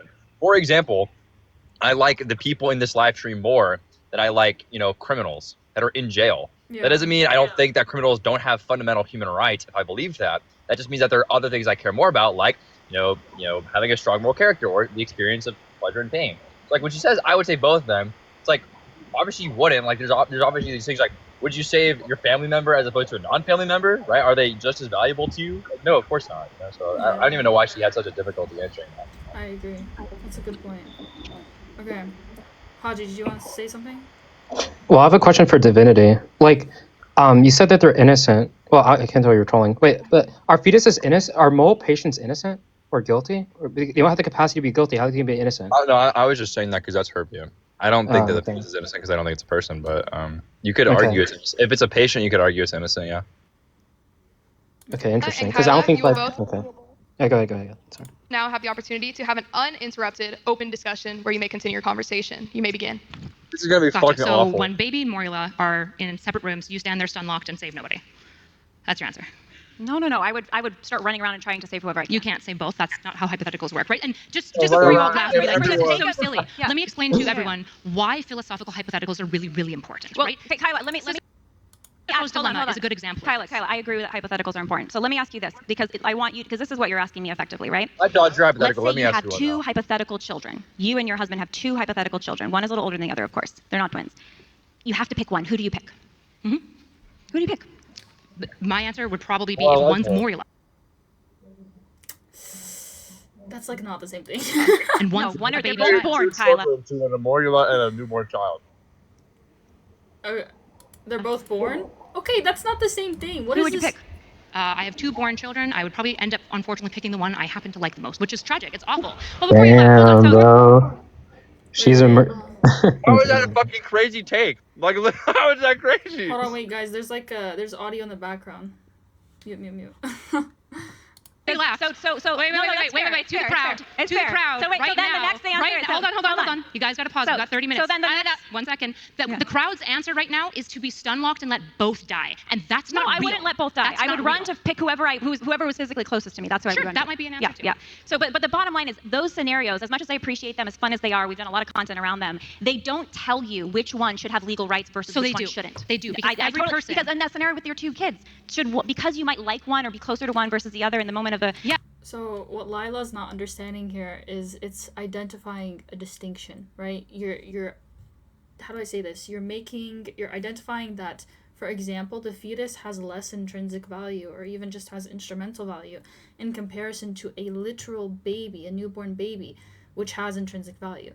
You gain intrinsic value gradually through that development. The more that you have consciousness, the more that you have sentience, the more that you have these constituents of personhood, you gain more intrinsic value. So like that's the point of the hypothetical, is trying to show you, like, look, you consider this baby more valuable than the fetus. Yeah, but I think she's saying it's like a false dichotomy. She's just not using the right terminology. Well, She's no, no, basically she's- saying that both of them have intrinsic value. Yeah, Yeah, exactly. Yeah. Because that's the point though, right? So erudite is trying to say, oh yeah, one's more valuable, therefore it doesn't have moral rights. That doesn't follow, right? I think I'm more valuable than some people in this live stream. Okay, doesn't mean I think I have more moral rights than them. So Wait. But even if it is the case that she believes that they both have intrinsic value, it doesn't change the fact that their capacity to suffer, their capacity to experience things of that nature differ vastly. You're telling me that, for example, if the morula is closer to you, you are going to save the morula over definitely the not. baby when the baby is going to suffer, it's going to burn. It's literally going to burn to death. That's crazy. I'm sorry. I'm with you. I'm saying I don't know why Yeah. Lila's having such a blunder on this. Like she can just concede that they have an inequality in value, but still believe that like the one that's less valuable still is valuable enough to have legal moral protection. Mhm. So I just don't know why she's getting so confused on the whole like they don't gotta be equal. Like why would we pretend they're equal? Like I don't know why. Yeah, she's like doing for that. example, like if I ask someone, you know, the house is burning, you can either save your mom or your dad. I'm picking my mom. That's not because I don't love my dad. It's not because my dad doesn't have moral value. It doesn't mean it's because he doesn't have rights. It just means that I have more psychological attachment to my mother, and also the fact that, you know, maybe perhaps my mother would suffer more, whatever it may be. Like, it's I don't know why she won't concede on that, but anyways. That's a utilitarian argument. You go, should when I one have have to legal choose, rights versus the other? Yeah, that's a utilitarian argument. When I have to choose between two horrific tragedies, I do what's most efficient and increases the probability of that child's life surviving. That's what I do. That's a good answer. And it has. But does that mean one of your kids should not have the legal right to life and should be killed via So if the memorial is closer to you and the baby's further away, you're saving the single cell organism? I would try to save both. I would probably can't run. answer. I would Honestly, try to if save the both. baby's crying, I'd probably run to the baby first. Exactly. Yeah. Everyone saves But it doesn't the mean I baby. think it's okay to kill the embryo. I didn't say that you did. No, this Yeah, is, okay, this is it's why okay. abortion conversations are hard. It is a choice between tragedies. It's not like everyone's like, God, it's so fun killing Morulas. Nobody's saying that. The issue that I'm trying to pose is, what if it's 2 Morulas that are closer to you? Yeah. What if it's 15? How many Morulas need to exist in the one room before you opt to save them over the baby? Yeah. That's the I mean, you could important also say, to go around this line of hypothetical, you could say as an example, okay, you can kill 1,000, you can save 1,000 children over in India, right? If you shoot this 1-year-old, what do you choose to do? You always shoot the 1-year-old and save 1,000 people. Always. I would every never single, no, every absolutely single not. time. No, because you do not commit an evil act in order She's to a fucking barbarian. Oh my god! Like, why would you believe that? Why would you fucking say I'm Christian? My views are based in religion, and then say something as insane as that every single time That's without missing a crazy. beat. She said every single. Okay, first of all. consequentialism. Yeah, right? Like first the of all, I don't basic- even think that's ethically true. I'm sure there's, for example, if someone believes that you shouldn't take, you know, human life in general, like, no one else has the right to take anyone else's life. You know, in that case, neither would I. But whatever. To say that it's always the case, sure, perhaps based on your moral framework, but no, that's not universally the case. But anyways. Yeah, I don't know why she's opposing it. She's like, no, it's my way. It's like, no. Well, I mean, as in Islam, if you unalive one person, it's like unalive all of humanity. I can't So in Islam, lie. you can't do that. I can't It's just like, I lie. don't know. Kyla's like rhetoric maxing right now. Yeah, she's mogging her rhetorically. It's so bad. She took her into the octagon and she's making her tap. It's so bad. So you just abstain and then everyone dies? No, well, in this scenario, you would be the one actively shooting the. Wait, so 1-year-old. if I choose to do nothing, nobody dies? No, if you choose to not if shoot nobody the dies if I do 1-year-old nothing, yeah, I'm in gonna a scenario- not shoot someone. Anyways, the point of this is, yes, that's I what I think we thought. could go on. I'm actually really curious about your worldview because you were asking about mine earlier, and Well, we you were haven't discussing. finished answering my questions about the Morula. Well, and we were You're just running from well, it. I think we could just keep going in circles on it, which I'm happy to, but I think we're going to keep going in We circles. don't, right? So- Here's the thing. Every hypothetical you pose me, I will just answer it. Because I think about these things, and these hypotheticals, to those who are not here, the purpose of philosophical hypotheticals is to test your moral Yes. principles. Thank That's you. what it's for. Thank you, Kyla. So if look there at- are all right, two well, I'll Morulas, answer- yeah, if there are 2 Morulas, let's I'm go for a actually few more seriously minutes asking, then. That's fine. how many Morulas need to be in the closer room before you pick them over the baby? Is it infinity? Because for me, it's infinity. I'm always picking the baby. But if you now have a 15-week developed child, God, I don't know. I might go. I'm probably going to pick the 15-week I mean, you could do the same scenario with a toddler in one room and a newborn in the other, right? Or you could do 10 newborns in one room and 5. We could do endless scenarios. I think at the end of the day, It's especially in Dodger's an emergency question, situation, final boss, who man. someone picks in an emergency situation doesn't change the legal rights of who wasn't picked. Sure, So I but think the that's issue is where- that this. No, that's not a That's good where point. these scenarios, I think, are not very useful to the question of should abortion be In legal an or emergency not. situation, we don't garner moral constitutions at So- all to anybody because it's an emergency situation. Here's a in question, a like the hypothetical, Titanic, right? it does Men and women, test how we think. men and children first, right? The Titanic, men and children first, or children and women first. Yeah, I was going to say, Okay, definitely yeah, not the men. Not I men. think it's usually children and women. Not even Jack. So in that case, the women and the children were supposed to be first, right? Does that mean that men should have less legal rights than women and children? This isn't about legal rights. This is about morality. And we Okay, can't well, do- I've been talking about legal rights, and I if am we for want to talk morality about too. legal Oh rights, we God, did you Okay. fucking hear that come out of her mouth? Did you Why? hear what just came out of her mouth? The whole argument was like, oh, it's not about morality. It's about the usefulness of law. Now here we go, talking about morality. Yeah, I'm not gonna lie. Kyla's blundering really, really, really, really bad. Lila's honestly, I don't agree with Lila, and I think her arguments aren't the best, but she's honestly the one being the most consistent, at least the most honest. Yeah, that was a good point to make. It doesn't necessarily mean that the men don't have rights, that they're not valuable, that they don't have intrinsic value. It's just gonna be the case that the women and the children should be morally considered, or they have higher moral consideration, and on top of that, they add more value to society. You know, if you at least have one man, you could still, reproduce. But anyways, the speed is perfect for my ADHD. can. But the So wait, issue do is that men we're not have? swapping. Hold on. Do men not have the same moral value as children and women. No, in that situation, what we say is that there is something noble tied to masculinity that is tied to sacrificial love. Right, that's beautiful. Yapping the hell around this so bad. Whoa, is she feminist? Whoa. This has nothing to do with masculinity, and saying that masculinity is something sacrificial is fucking insane. Okay? I'm not even gonna get into that. I love that. Sure, So, but that's the point not, is, that's not but- a legal determination. But the point is, that it goes back to my point, though, because who you would save in an emergency situation has a lot of times to do with your relationships to that person. Of course, if it's- maybe your own, immediate snap decisions based on traumas or experiences you've had in the past. But that doesn't determine the moral value, and certainly not the legal rights of the people involved in these endless scenarios. Can you agree with that? So again, when we're using But can you these, agree with that, Kyla?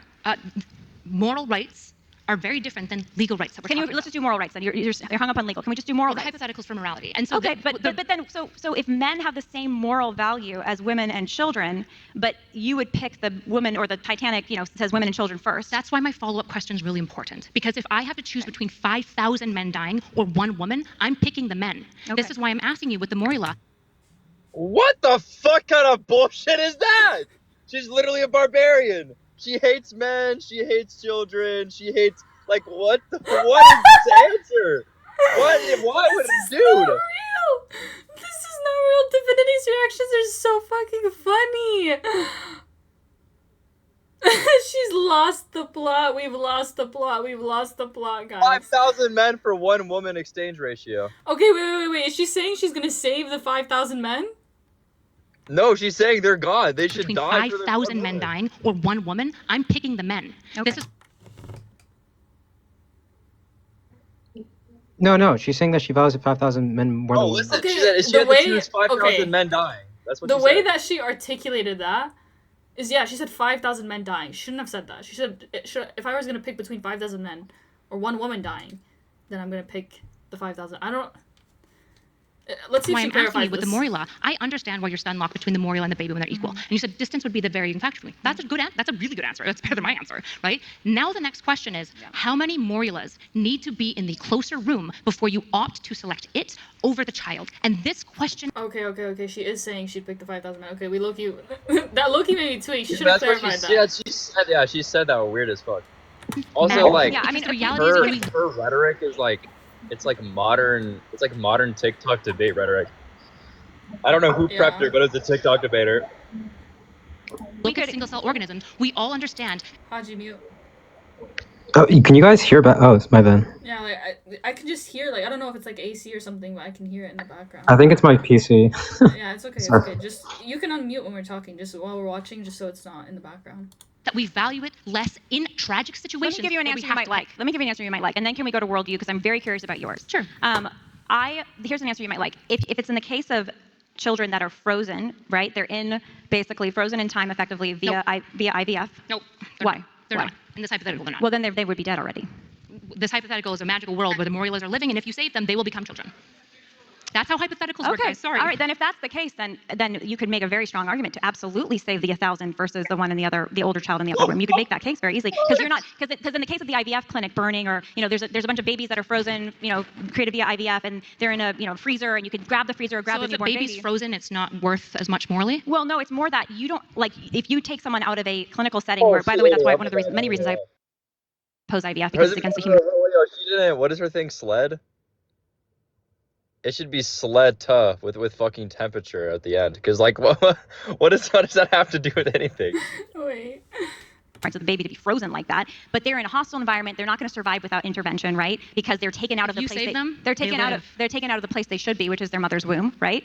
And that's where they should be naturally developing. Now they're frozen in time. So you can make the case that for sure, and a lot of the time when you unfreeze the babies, they die, et cetera, et cetera. It's very horrible. So you can make the case, well, I know for sure I can save this baby, but who knows? These other babies might be already unfrozen by this point because of the IVF clinic is in damage, or there's a fire going on, or whatever Sure. it is. So yeah, what you're talking about yeah. is what I would label assumed potential, right? So Sure. one of the reasons that you're picking the baby is because there's an assumed potential here, where we basically treat the potential so real that we act like it is real, right? This is why most people would agree that when third trimester It's not deaths about happen, potential as we much do as it treat is it differently than when first trimester. Yeah. Like when my miscarriage happened, it's different than when my friend lost her baby at 30, I think it was 28 weeks. Everyone looks at that and they understand that both are tragic. And this is why abortion topics are so hard. Both options are tragic. I am not dismissing that at all. But that's not how we inform legality or morality. Let's talk more about your view of how morality and legality should be informed. Sure. So you said earlier during the cross-examination that I started with was really interesting. You said we support decriminalization totally, but then there's some criminalization that you support in the later term. I'm assuming it's after installment happens, right? And your view of installment, by the way. 12 to 15 weeks. Sorry guys, my mic is coming off here. I know that's going to not be good for later. Let me try to get You waited for me to find my papers. back on so here. you're good. Take your time. Okay, so I really want to understand this because you were telling me basically, Lila, your view is like Sharia law, because you think human beings are made in God's image and have the right Not to like life. Sharia law. I think your principles are being like Hey, Kyla. Fun little fact. Islamic law says you can have abortions. So, we decriminalize abortions. I don't know about you, but we don't do that. So I don't. Maybe you should become Muslim. Also, real quick, someone in chat asked, I think Sarah asked, can you define ensoulment? So ensoulment, like with an en now, with an in. Ensoulment means essentially when the soul enters the body. So if you think about the idea of like informing something, like or like embodying something or imitating something, okay? Ensoulment means when the soul enters the body. So when she says ensoulment happens at 12 to 15 weeks, that's when they believe the soul enters the human. That's what the term means. I'll spell it in chat. But. Someone said in the chat, only up to a certain term you can do abortion 40 days. That's not correct. That is not the consensus. There is a difference of opinion amongst the ulama, and some of the scholars say 120 days, some say 40 days. In which cases it's permissible prior to the 40 days. There's a minority that say, any case. There's some that say, it needs to be particular. Like, for example, it needs to be for a legitimate reason, which in that case you would go and consult a scholar and, present your case to them, and then they would tell you whether or not that's a legitimate reason. And then in the cases of, it's risking the mother's life or it's rape, it's completely permissible. It doesn't matter. Now, whether or not it's permissible in the case, like if you have a child that, definitively has holoprosencephaly, I'm not entirely sure. I would presume that maybe, but I'm not sure, so take that with a grain of salt. Sharia law activist. All right, I'm like a Sharia law activist, okay. So I'm curious then, where do you think human rights come from? Because I think they come from God, not the state. Are you talking about? So again, we're doing this equivocation stuff. When you say human rights, are you talking about the moral? I'm talking about the human right to life that I think also should be protected by law. So if you're talking about human moral value, oh my God, Kyla, what you believe to be human rights should be tied to Christianity. We're talking what Kyla's misunderstanding. I don't even think this debate is about. It's not specifically about legality. So you can distinguish. Okay, what do you think is human rights based off of, our government, our constitution, things of that nature. But what Kyla should personally believe, irrespective, of what she knows about the government and things of that nature. Kitty cat headphones, the Big 25. Anyways, what was I saying? Yeah, what she should personally believe is that, these moral rights are tied to her religion. I don't know what other because the conversation here is about Kyla's position on abortion, Kyla's position on who has rights and things of that nature. I'm talking about human moral value, yes, but whether you have that's from God. Regardless of how much moral value you assign to any given human, I'm talking about what I would consider a universal human right that is given to us by God. And so let's just say for a minute. Let's equivocate. I can't answer your questions well. Do you mean legal, or are you talking about my moral epistemics? I'm talking about a human right that yes, one of the consequences of it being a human right is that if you live in any given society, it is incumbent upon the government to develop law to protect that human right within the reason of what a government can and should do. Oh, okay. I'll do my best to understand. Usually, you need to pick one, but you sound like you want to do legality. We can just do legality. Sure. Okay. But my question is the same. It's that where do you think that these rights come from? Whether you consider them moral or legal rights. Come from fiat, typically, is how we would view. So the reason that we have a bunch of wonderful fiat of the states. Okay. Wait. What's fiat? Yeah, guys, a little lecture on this. So the term fiat is Latin. It means let it be done. It's also a fancy word for just saying it's arbitrarily stipulated by governments. Legal rights come from the stipulations of government. That's what she means. Okay. So we totally disagree on that.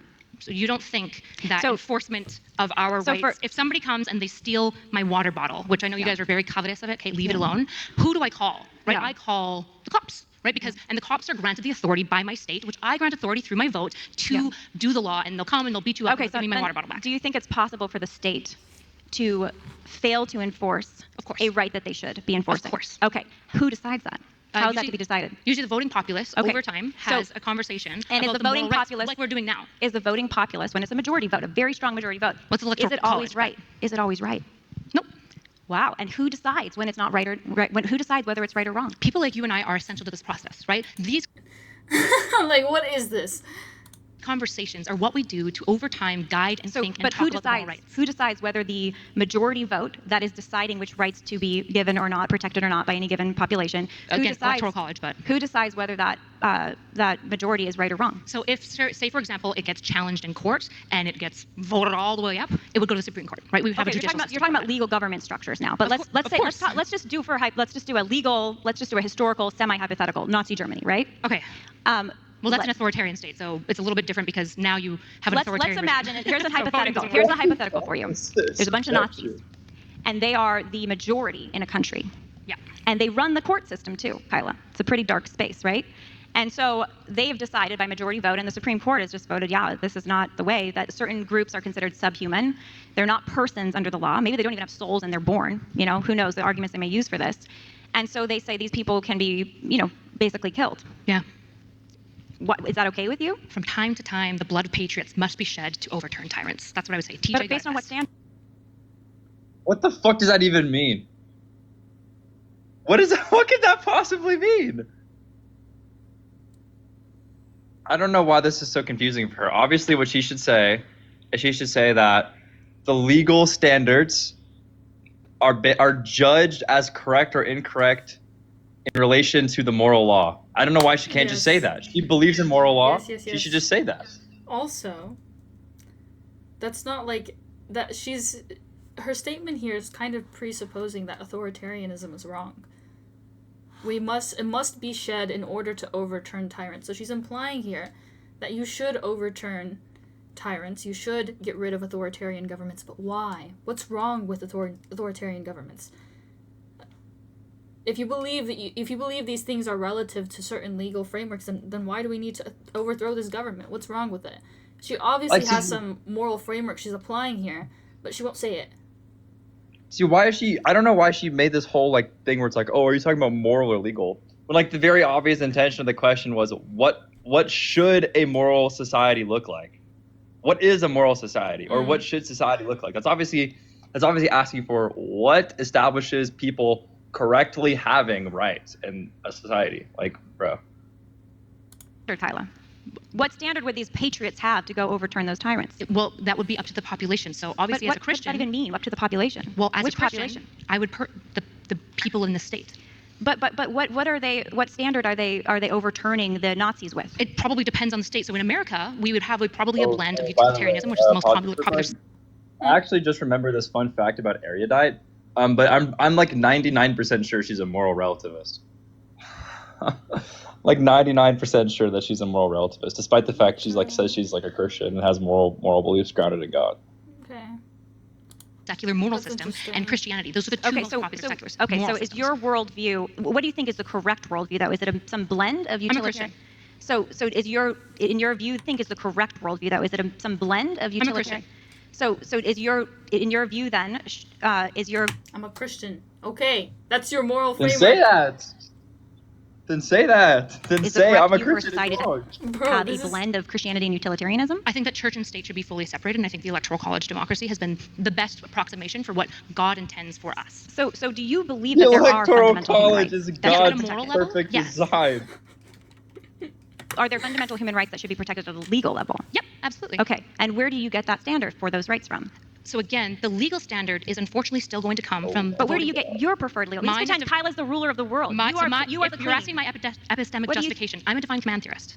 Okay. And kind of blended. I'm a pluralist, Oh but my a divine God. command theorist.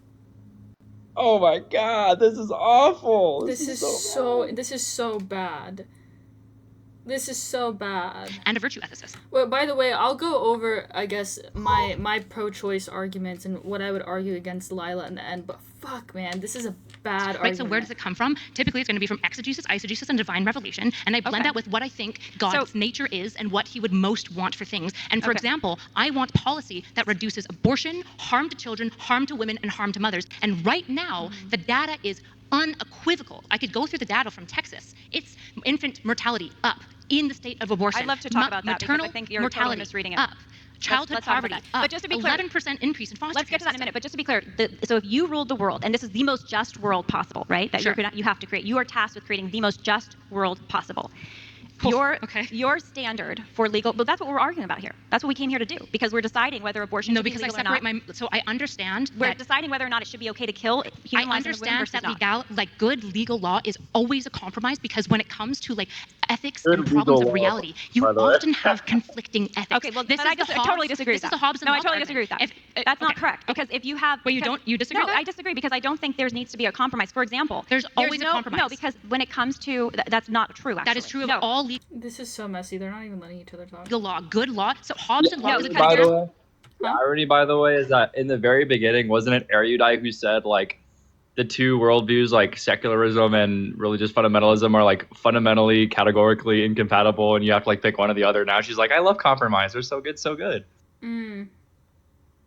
This is holy what a headache. I No, know. Of there's liberty no law. versus security. Kyla, come on. This started out pretty good. Decent, not good. It was decent. There's no law in the United States that says that it is your right as a woman to kill your newborn child. You're right. Okay, so there's no compromise there. There is a complete prohibition. You're saying So- laws are all compromises, so we should make compromises around abortion. There is a complete legal prohibition on killing born children. Is that correct? Correct. Yeah. Okay. As a society, And we've you're agreed, birth arguing- canal, you're we always arguing- value that. and you're 14th arguing- Amendment actually says all persons born. And to be clear, you're arguing for a virtual, total protected right for mothers. And I say virtual because you have some little carve-outs for maybe some criminalization, which are a little murky. Yeah, with mens But rea. largely speaking, you have a, complete, your legal system, you want to protect the right of mothers to kill their unborn children. Is that correct? I want to decriminalize it. Okay, That's not the. So this is you're doing the equivocation thing again. Not Rights are really, not. no, it's about whether hold on. you have the right to an abortion or not. That's what rights we're are not talking the same about. thing as liberties. What you're talking about would be The essentially liberty for an abortion or the right for an abortion. Either way, you can pick the language you prefer to use. Well, the So language it's legal here- abortion is what I'm speaking Well, when we're to. talking about legality and morality, the language matters. We're talking about It matters legality a right lot. now. We're talking about legality right now. So, not morality. especially legally, the language especially matters. Okay. I understand when there's certain things that, shouldn't be, how do I say, regulated by law. Like, for example, the example Divinity gave earlier, which was lying. You shouldn't put someone in jail just because they told a white lie or whatever it may be. However, there are, like, morality and legality are still intertwined in a sense. Like, there's still some overlap. So her posturing them as if they're completely mutually exclusive is very, very disingenuous. And she's doing it for the point that if she, acknowledges the fact that there is some overlap, that there is some intertwining between morality and legality, it shows how inconsistent she is. And she would also be forced to pick one position, which is, she would have to acknowledge her cognitive dissonance, which she's advocating for something that directly goes against her religion. But anyways. Yes, I So in agree. the case So of abortion, I do you can want pick- the liberty for it to be between the doctor and the woman because one, I But trust Kyla, doctors to you're, not when want you're to do queen of the harm. world, Kyla. Okay, so you were saying, well, we need to make compromises because that's what the law does. So as queen of the world, Kyla, I need to make compromises to help weigh people's interests. There, Yes, as for I best said before, outcomes. there is no compromise right now in the U.S. legal system and in most legal systems actually, where it's ever okay to kill born children. In your Kyla's perfect world, is it ever okay to kill a born child? No. Okay. So what is different between a newborn baby, including a very sick one, including one born to very poor parents, including one born that's going to go into the foster care system, right? And that baby having legal protection, why is that okay with you and not a baby weeks before? Because The I same trust doctors to make the call for medical exemptions that are necessary, right? So I've already said for a carve out, if we have somebody who we have all reason to believe But- their mens but Kyla, rea, just to be clear, well, just don't to be interrupt me. clear. You gotta let me answer. Of Right? course, go for it, yeah. Right? If we believe mens rea that a woman is intentionally killing her baby, the fetus and the child in her for exclusively the purpose. Oh, wait. Necessary selectively. for what? You see what she's saying? She's like, oh, I trust doctors to make the decision. About what? Like, necessary for what? Like, she keeps saying there's these carve-outs and there's these intentions and I want doctors to trust when it's necessary. But she just, like, fails to, identify what moral principles are being used to determine whether it's necessary or required or, it's just like such a non-answer. Mm-hmm. Morality being grounded in God's necessary nature is much more rational theodicy than DCT. Oh, divine command theory. We can all agree. She's kind of freak. I don't want that protected, and there should be legal carve-outs for that to be investigated, which Canada has. But Kyla, did you know that there are some doctors, and there would be a lot more if our country shifted this way, right? That believe that it is okay to let sick newborns die via neglect. I would hope that those doctors are being But criminally what prosecuted. if the doctor's in their best? Because the doctor, when you're talking about these medically, needed abortions, it's often a baby that has a disability. Let's be real. It's a baby with a disability, a sick baby. Okay. There's a lot of babies that are born that have disabilities and are sick. Okay. So under your same standard, you could have that same doctor decide, okay, what's so special about the birth canal? This baby is still sick. This baby still has a disability. This baby's going to be a burden on you, the mother. The mother's like, yeah, it's a big burden. Why would it be wrong to kill that sick or disabled baby after birth? I think killing, so this is one thing we'd probably agree on. I think aborting babies because they have Down syndrome or a disability is wrong. We're talking about those medically needed abortions in your view, because you're saying that the doctor knows what he's doing. I don't think Down syndrome justifies a medical need. Well, let's just say the baby's really She sick. brought Let's just say that there's a She severe brought that up, by the way. disability. They have trisomy 13. They have some The very case that the other person didn't say. She's like, I don't believe we should kill those people. It's like, yeah, she didn't say you should. Like, they have some very sick situation, and so they're going to have that after birth too. If they have it after birth, if you would be okay with them killing him before birth, would you be okay with I'm not gonna lie, I'm low-key getting sick of this video. them killing with the same sickness after birth? I think in this circumstance, good doctors and good parents with good mens rea, so they don't have a guilty mind, for those who don't know what mens rea is, would all want that child to live as long as it possibly can, assuming that like extreme egregious suffering isn't occurring, right? I would assume Well, that doctors are like this. let's say there is a 1-year-old that is suffering a lot. I mean, here's an example. You should report it if you think the doctor and the mother are colluding together to kill it because they're like, screw this baby. So let's go to suffering. Then it sounds like that's the standard for you, or part of it. There's a family I know recently. Their little boy was diagnosed with brain cancer at age 3. Tons of suffering, excruciating suffering. He was suffering. Quality of life very poor. You could argue. You could argue.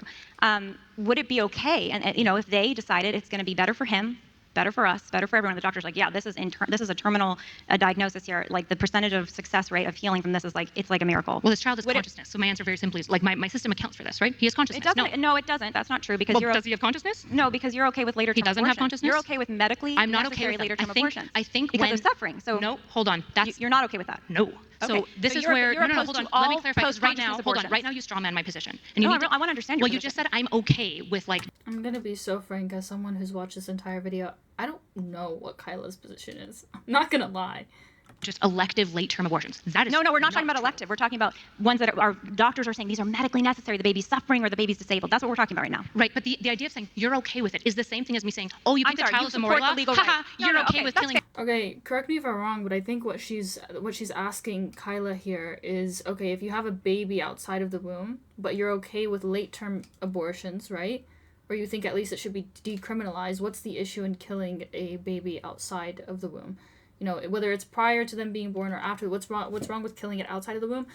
I think the easy response that Kyla could give is, in the case of like a fetus being inside of the womb, it's kind of imposing upon the mother, right? It's using the mother's resources. It's imposing upon, I guess, her rights, right? And she has the ability, if it's a threat to her life, if it's necessary, you know, like a necessary evil, yes, she can get that abortion if it's necessary, right?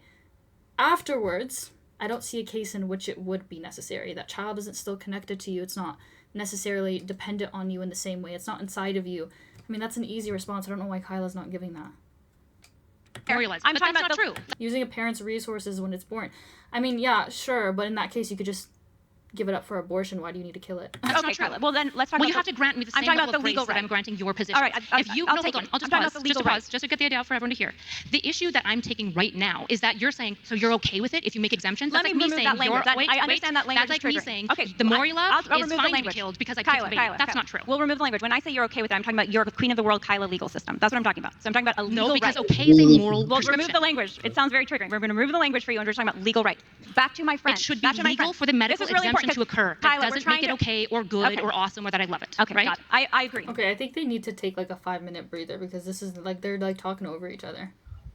Wait, but I'm just like so confused at like why Erudite is interpreting the term okay as like a description of her emotions when like it's very clearly about like is it okay with respect to the moral standards? Like what? So back to Like my why is she scenario. this is Why is she what? it's like so stupid. It's like if I was having a conversation about whether or not it should be legal to cheat on your person and then they were like, yeah, I mean, I think it's okay. Do you think it's okay to do that legally? And she's like, I don't think it's okay. Like, I think it's really wrong. I think cheating is really immoral. It's not awesome. It's not cool. And they're like, yeah, but like legally though, like it's okay legally. It's like, it's not okay. It's like, why are you being obtuse and intentionally dishonest? Like, obviously you know what she's talking about. Which is a real life example.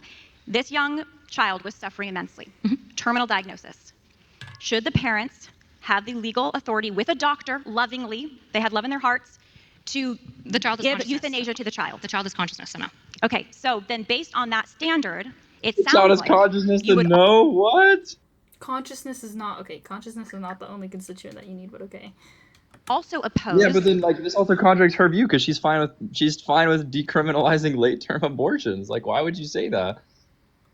medically needed abortions after 12 to 15 weeks. So this is Is something. that true? Yeah. So your debate. Is that true? Yes. So your debate's updated my opinion on this. So Wait, so just to be clear, I want to make do you sure want me to I'm flesh tracking. that out because it'll give you Well, I the just want to know props. if you support making it illegal to kill sick or disabled babies after 12 to 15 weeks. There should be a carve out for mens rea of intentionally trying to kill a baby exclusively on a Well, discriminatory. no, they're path. trying to end the baby. I mean, Is they it for know discrimination because they're saying that because they're sick or disabled they're lesser than? Then yeah, No, that's but messed up. I don't- Kyla, come sorry, on. I shouldn't It's the swear. same That's loving. messed up. They Let's shouldn't do say that. theoretically, it's the same loving Sorry. heart. Just Kyla, it's the same loving heart of like, oh, my baby's really sick. He's 5 years old and is about to die from cancer. Let's administer euthanasia. It's the same. It's the same sentiment in the That's doctor low-key, like- and the parents. That's what? That low-key like helps erudite's view. Like I don't like would you want like what? Yeah. that low-key helps her view out. Like well I mean also she should just press her on like what the mens rea thing is, so I don't know like what the... Heart. Oh, my baby's really sick. They're 20 weeks old in utero, and this is And it why. has a consciousness. And And I don't know how many they're times I ensouled can at answer this this for point. you. I know. I Should think that you, be legal? So again, if the baby has consciousness and the reason for killing is exclusively based on discrimination of able-bodied, no, I don't think But- you should but then discriminate to say like, what about you know what, maybe discrimination? we can kill every disabled person. No, that's But it's not discrimination. They're like in my It's scenario. discrimination if the What? reason you're killing Yes it is. What? is because they're hold on. disabled. Yes, Hold on. assuming they have consciousness, which I'm assuming Just they to do. be clear. It would be extremely Dude, messed up. erudite's This is literally yeah, that's- monologuing so bad right now. Oh I my want to god. see the comments on this, bro. Just real quick. Like, I don't know. I feel like Kyla's kind of being. I don't know. I hate when people learn big words at school and thinks, we don't divide the body from the soul.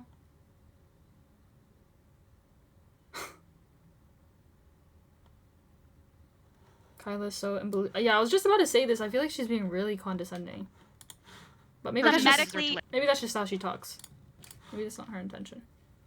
they would deem this medically necessary. So that's why, if you let me finish granting you, this is what your debates and a debate with, I think Panache Vishnu, she's an OBGYN had. It updated me on going, oh, there's very few good reasons for medical exemption. Very, very, I can imagine a world where maybe there's like one or two, but it sounds like it's actually incredibly rare, which is why I think basically all late term and midterm abortions would be recommended from the doctor because they would go, we actually do have the medical technology to keep you and But baby Kyla, alive. the reality is most late-term abortions that are done, because I've investigated these late-term abortion That should clinics, be they updated. say, oh, this is medically indicated. This is medically indicated. I agree. And just as an example, anecdotally, my nephew is missing his hand, right? Amniotic bands at 20 weeks. They found it on the anatomy Okay, scan. Lila, do you think that I think that a doctor who recommends that child gets killed is good? Do you think that my world? No. But I'm just saying the state of our legal system is that medically indicated abortions are being done constantly, and they're saying that these are needed for late-term abortions. So Which it is sounds what like I've updated. But it sounds like you oppose these, and you think they should be illegal. Yeah, they should be investigated. They should be carved out for mens rea. But should they be basically. If there is murder just based on think- discrimination think- of disability, I just think it is like her worldview is literally incoherent because not only did she make this whole point about how you only get your beliefs from God, but then she's like, oh, we should do it secularly. We shouldn't even be. It should not be like a morality and politics should be divorced. And then her moral standard is like somehow based on her political standard is somehow based on the morality of consciousness. And then she's like, let's talk about rights from a political perspective. But then every time she's like asked a question with respect to that after establishing that, she like interprets it as like, oh, I think this is good, even though like it's clearly not moral. But then like she gives like moral arguments, like Yeah. it's like so unclear. Okay, guys, I'm gonna be frank. Perhaps we should just watch conclusions. Is there a conclusion? Hold on. My position on abortion.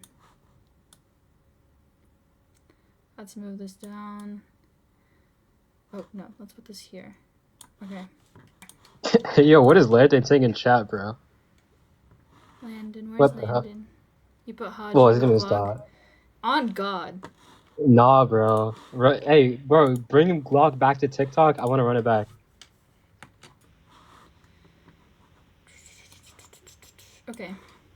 Now, we can discuss my position on abortion. So we'll get into that. Abortion isn't moral, period. Okay, no, I think there are cases in which it is. Bring Apex, I don't think he cares about this. I'm not gonna lie. But anyways, here's my position on abortion. Let's see if I can. Divinity, your thing is like Oh, my fault. I don't know why it's doing that. It normally doesn't do that. I don't know if the audience can hear it. Can you guys hear that in the background when they unmute or like for a while? Anyways, sometimes headphones do that. Perhaps I could just hear it really good because it's my headphone. I don't know. But I'm just scared the recording's gonna pick up on it. But anyways, let's talk about I got a message and I thought it came up on the screen. Let's talk about my position on abortion. So let's see if I can articulate this in the best way. I'm going to write an article on this, so if you guys want to see it in the future, make sure you're subbed to my Substack so you get the email when I do release it. Hopefully, I'm going to try to get it out within the next 1 to 2 weeks. However, like I have finals coming up, I don't know, but once I finish my finals, I'm going to like pop out articles back to back. But anyways, my position on abortion is I am pro-choice up until about, let's say 15 to 20 weeks. I used to say 17 weeks, but let's say 15 to 20 weeks because there's a difference of opinion amongst neuroscientists and amongst the articles that I've read. But the general consensus would be 17 weeks. Oh, Divinity dipped. But anyways, would be 17 weeks. After that, there would need to be some kind of, how do I say this, justification, right? So like if it's in the case of, let's say it's in the case that the fetus is posing a threat to the mother's life, that's a reason that you can get an abortion after that 15 to 20 weeks, right? And the reason why I say this is because I believe the fetus merely has instrumental value prior to the 15 to 20 weeks, and post 20 weeks or 15 to 20 weeks, they have intrinsic value. So the reason why it would be fine in the case prior to 15 to 20 weeks is because the intrinsic value of the mother is going to outweigh that of the instrumental value of the fetus. Well said, if it's fatal, yeah. And then rape as well, right? I'm trying to think of other cases. If we have like a severe genetic disorder like holoprosencephaly or encephaly, where your child is essentially going to be in a vegetative state or be born without a nose, be born without a mouth, right? I think it's reasonable to say, if it's really debilitating, I think it's fine. But yeah, things like Down syndrome, obviously not. Autism, obviously not. It's killing a baby. It doesn't matter if it's in the first week, but again, people are doing it. No, it's not killing a baby. It's not a baby, it's a fetus. But anyways, are late abortions even necessary? Yeah, so for example, if someone has a miscarriage very late into their pregnancy, they would need, quote unquote, an abortion. That is what we call the procedure, right? So the only way that we get that fetus out after it's died is by an abortion. Otherwise, it might rot in there, it might cause issues, she might get an infection, whatever it may be. It can cause health issues. Also, there are cases in which the fetus can pose a threat to the mother's life. In this case, it would be fine to get an abortion afterwards because the value of the mothers is greater than that, even of the intrinsic value of the fetuses, right? And then third of all, in the case of rape, right, you didn't even consent to that. You didn't even consent to have an intercourse, let alone consent to pregnancy or even acknowledge that that was a possibility, right? So I think that's fine. What about pregnancy before marriage? Okay, these are arbitrary questions. I'm going to ignore them. Yeah, but the thing is like after 20 weeks, most of the time you can get a C-section instead of getting an abortion. Some people define abortion differently. Some people just define abortion the termination of pregnancy before term. Some people define abortion as the like Lila did, as the purposeful unaliving of the fetus in the womb. So depending on your definition, C-sections are either going to be abortions or not abortions, which is So like if you get a C-section, some people consider abortion, some people don't. So it depends on But your definition. anyways, yeah, my justification for why I believe it is fine to get an abortion prior to 15 to 20 weeks and why I think the fetus merely only has instrumental value and has not yet attained intrinsic value. And I think this argument is really good, and once I fully articulate it and write it in my Substack article, I honestly think it's irrefutable, especially for the pro-lifers on this app. And I haven't seen anyone else make this argument, it's only been me. Right? They make other arguments like, for example, the divisions of the brain or whatever it may be. Ridiculous arguments. Or for example, the fact that, neuroscientists have come to a consensus that there is not consciousness prior, or at least functional consciousness prior to 24 weeks gestation, right? I think a better argument is mine, right? And it's based off of neurobiology. Obviously, there's a difference of opinion amongst neuroscientists. However, the general consensus currently is 17 weeks, or at least if we take the middle of 15 to 20, right, that's going to be 17. So what my argument is I believe that right, what gives someone intrinsic value is going to be, or at least a right to life, at least greater than that of like, you know, an adult or like a person who is born, is going to be someone who has consciousness, sentience, and, you know, the ability to suffer, right? You cannot have any of these things without your cerebrum and cerebral cortex. The cerebrum begins developing around 8 weeks, and we start having things like neurogenesis and the development of different layers of the brain or the cerebral cortex, right?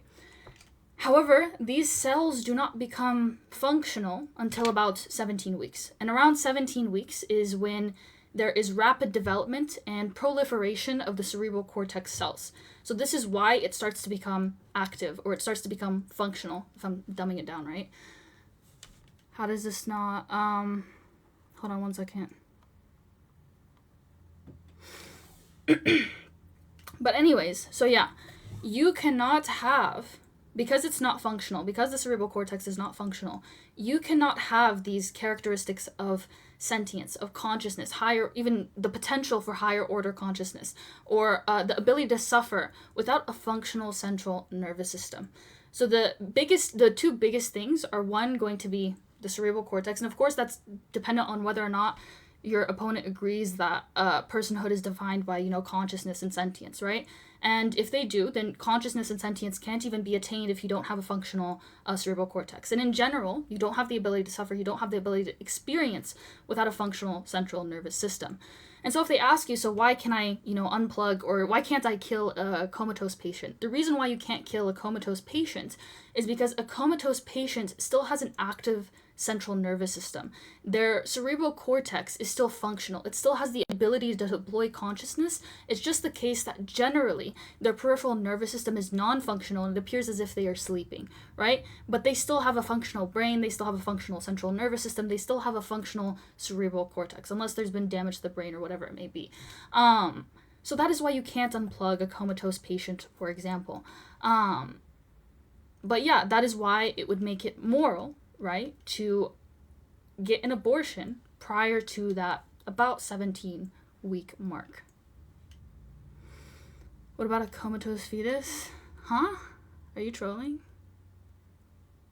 However, once you reach that about 17 weeks, where we start having the proliferation of once you reach about 17 weeks, where we have the proliferation of cerebral cortex cells, that is when the fetus now has, even if it's the tiniest amount, even if it's 0.1%, the fetus now has functional cerebral cortex cells, a functional cerebrum, and a functional central nervous system, right? So they will have the ability to deploy consciousness, the ability to deploy sentience, to feel things, to suffer, right? So that is why it gives them intrinsic value, and now it would be immoral to have an abortion for some kind of arbitrary reason. Oh, what did I just do? Did I just turn them off? Well, I I don't really need them. Oh. Wait, what happened? Hello. Okay, here we go. Wait, can you hear me? I feel like I look... Why do I look white?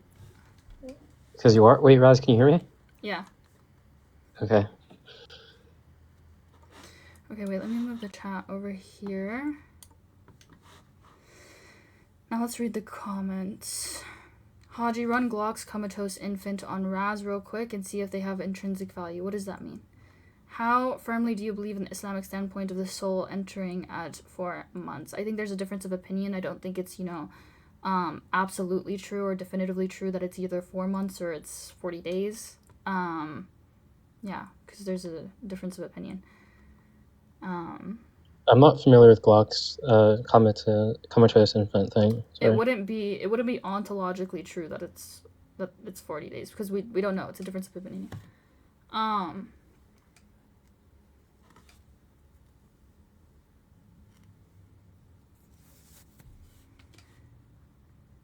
What's the video you were reacting to before? A debate between Lila and Kyla on abortion. Do you talk about anything other than abortion? Yes. Check my page. If you're born without sentience, what then? You can still have consciousness. You can still have the ability to suffer. However, if someone is essentially in a vegetative state, yes, you do forfeit some sense of personhood, right? Take, for example, when we have... Yeah, I mean, take for example when you have, like I said, what's it called? I forgot the name of it. I said it earlier. It's like with Britney Spears, for example. If someone is excessively mentally ill, right, and they can't take care of themselves, you kind of forfeit some of your intrinsic rights over because someone else has responsibility over you. Likewise, if someone's like in a vegetative state, they have responsibility over you, right? That doesn't mean you have no value. It doesn't mean you have no rights. Conservatorship, yeah. Doesn't mean you have no value or you have no rights. It's just less. Yeah, and when you're born, there's no countervailing thing to justify to have a justification to unalive you. So they can't just unalive you if you're outside the womb.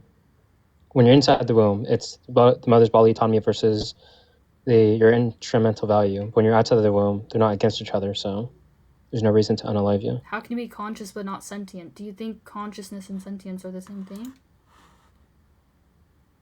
This was just like a lot of people define it different ways, I guess. Some people define conscious as the active potential to deploy a first-person subjective experience. Some people define it as just the brain structures present. Like there's lots of different definitions. Yeah. So, which are a ton of harm. I think what would be defined within neuroscience as consciousness. Perhaps I should clarify this here.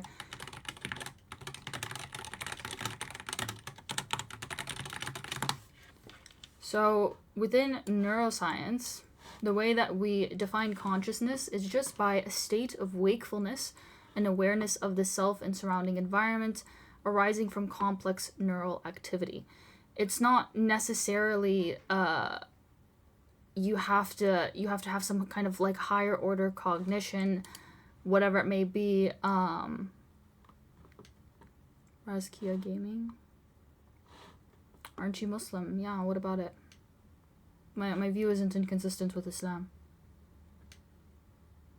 If anything, it's consistent.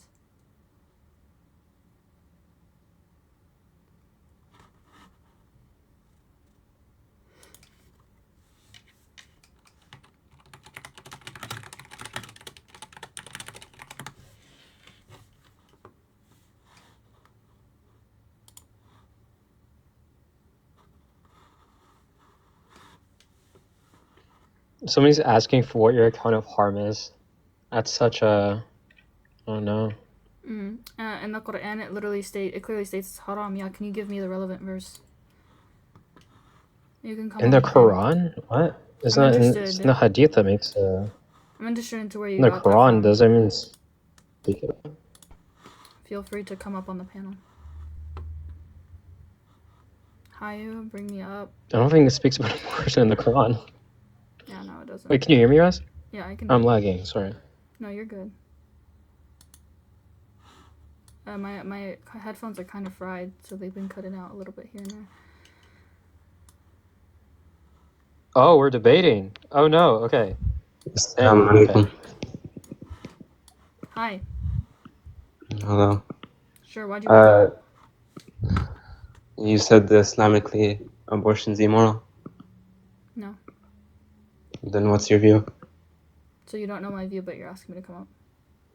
Yeah, because you have a question up on the thing. Like, why else would I come up? So then why did you say I said Islamically abortion is immoral, as if that's what you heard? When did I say that? I asked you a question. Yeah, I don't know why. Like, You can, where you you can got that. clarify. Someone said in the comments that abortion is not Islamic, and you disagreed. You asked for the relevant verse. No. She said abortion is haram. Yeah. Yeah. I don't believe that it's haram. Okay, why? What do you mean why? Why don't you believe it's haram? Like, where's your evidence? Because there's consensus amongst the ulama that at least 40 or 120 days. Obviously, there's a difference of opinion.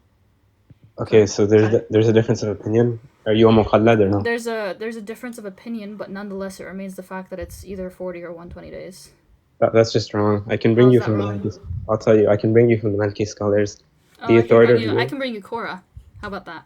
Wait, the Maliki I don't think madhab, that's he's choosing it because Maliki madhab has the most strict abortion laws. Like, how about Hanafi? Yeah, but as North Africans, we do taqleed of the Maliki Who said madhab. a Maliki? Wait 1 second. I didn't even No, say. yeah. I didn't even say you're Maliki. Let me finish.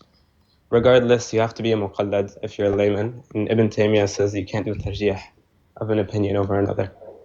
Korah. Oh. Yo, why is my shit so Hello? glitched? Hold on. Okay, it's good now. It's good now. Oh no, it was good. Okay, wait. Request again.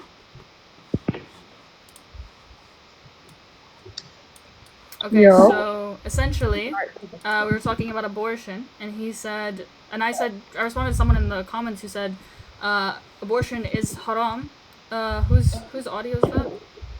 It's just Is my it headphones. mine? Forget it. It's fine. He said abortion is flat out haram. Yeah, just flat out haram, and that it's in the Quran. Okay, that's false.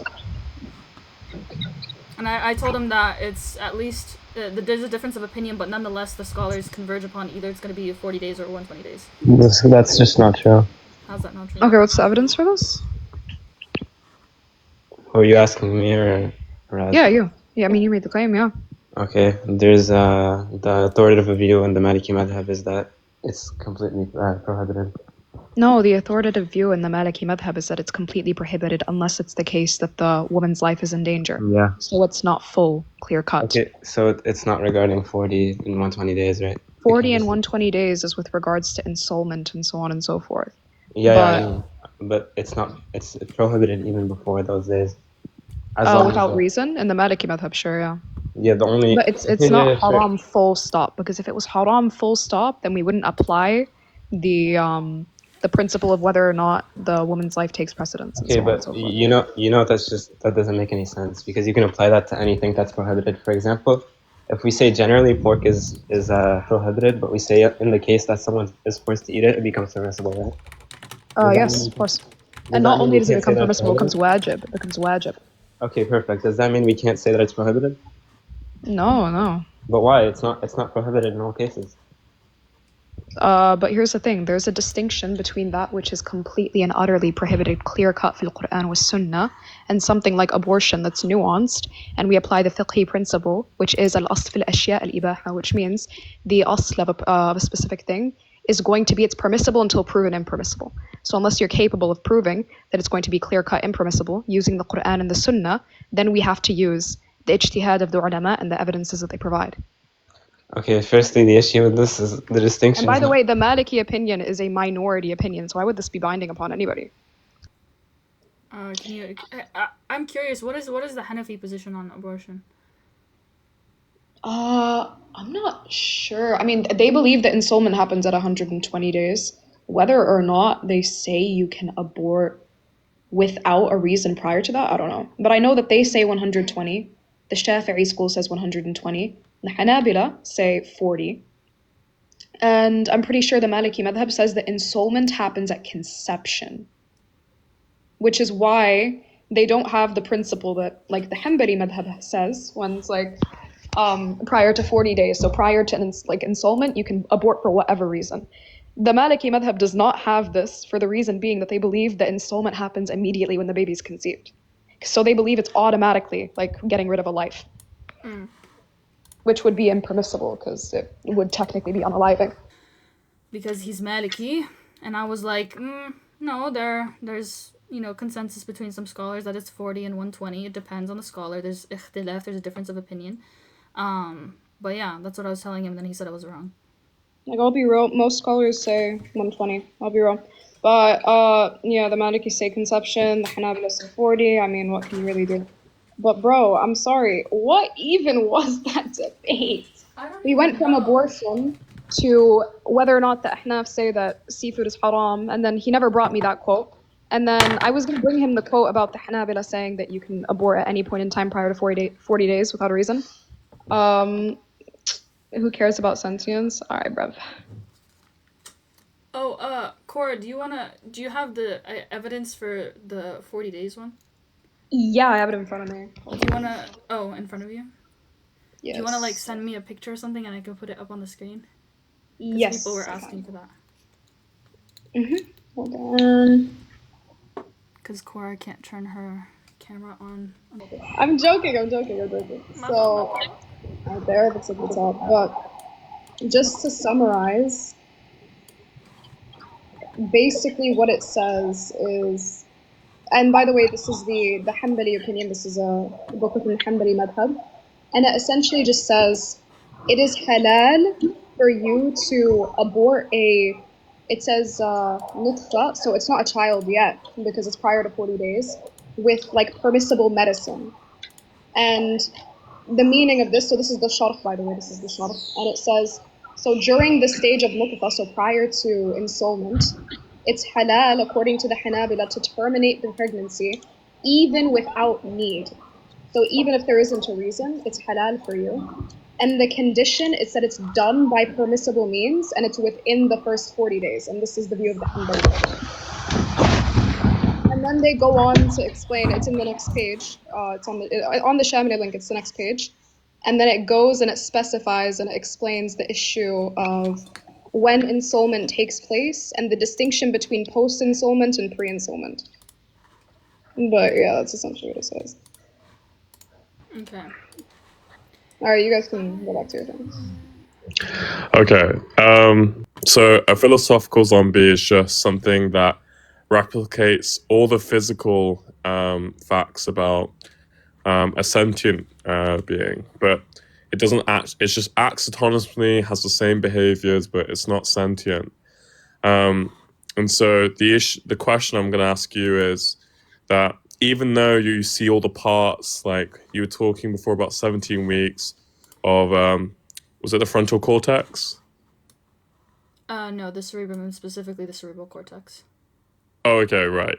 And so even though you see all these like physical characteristics, why do you choose these in specific to infant sentience?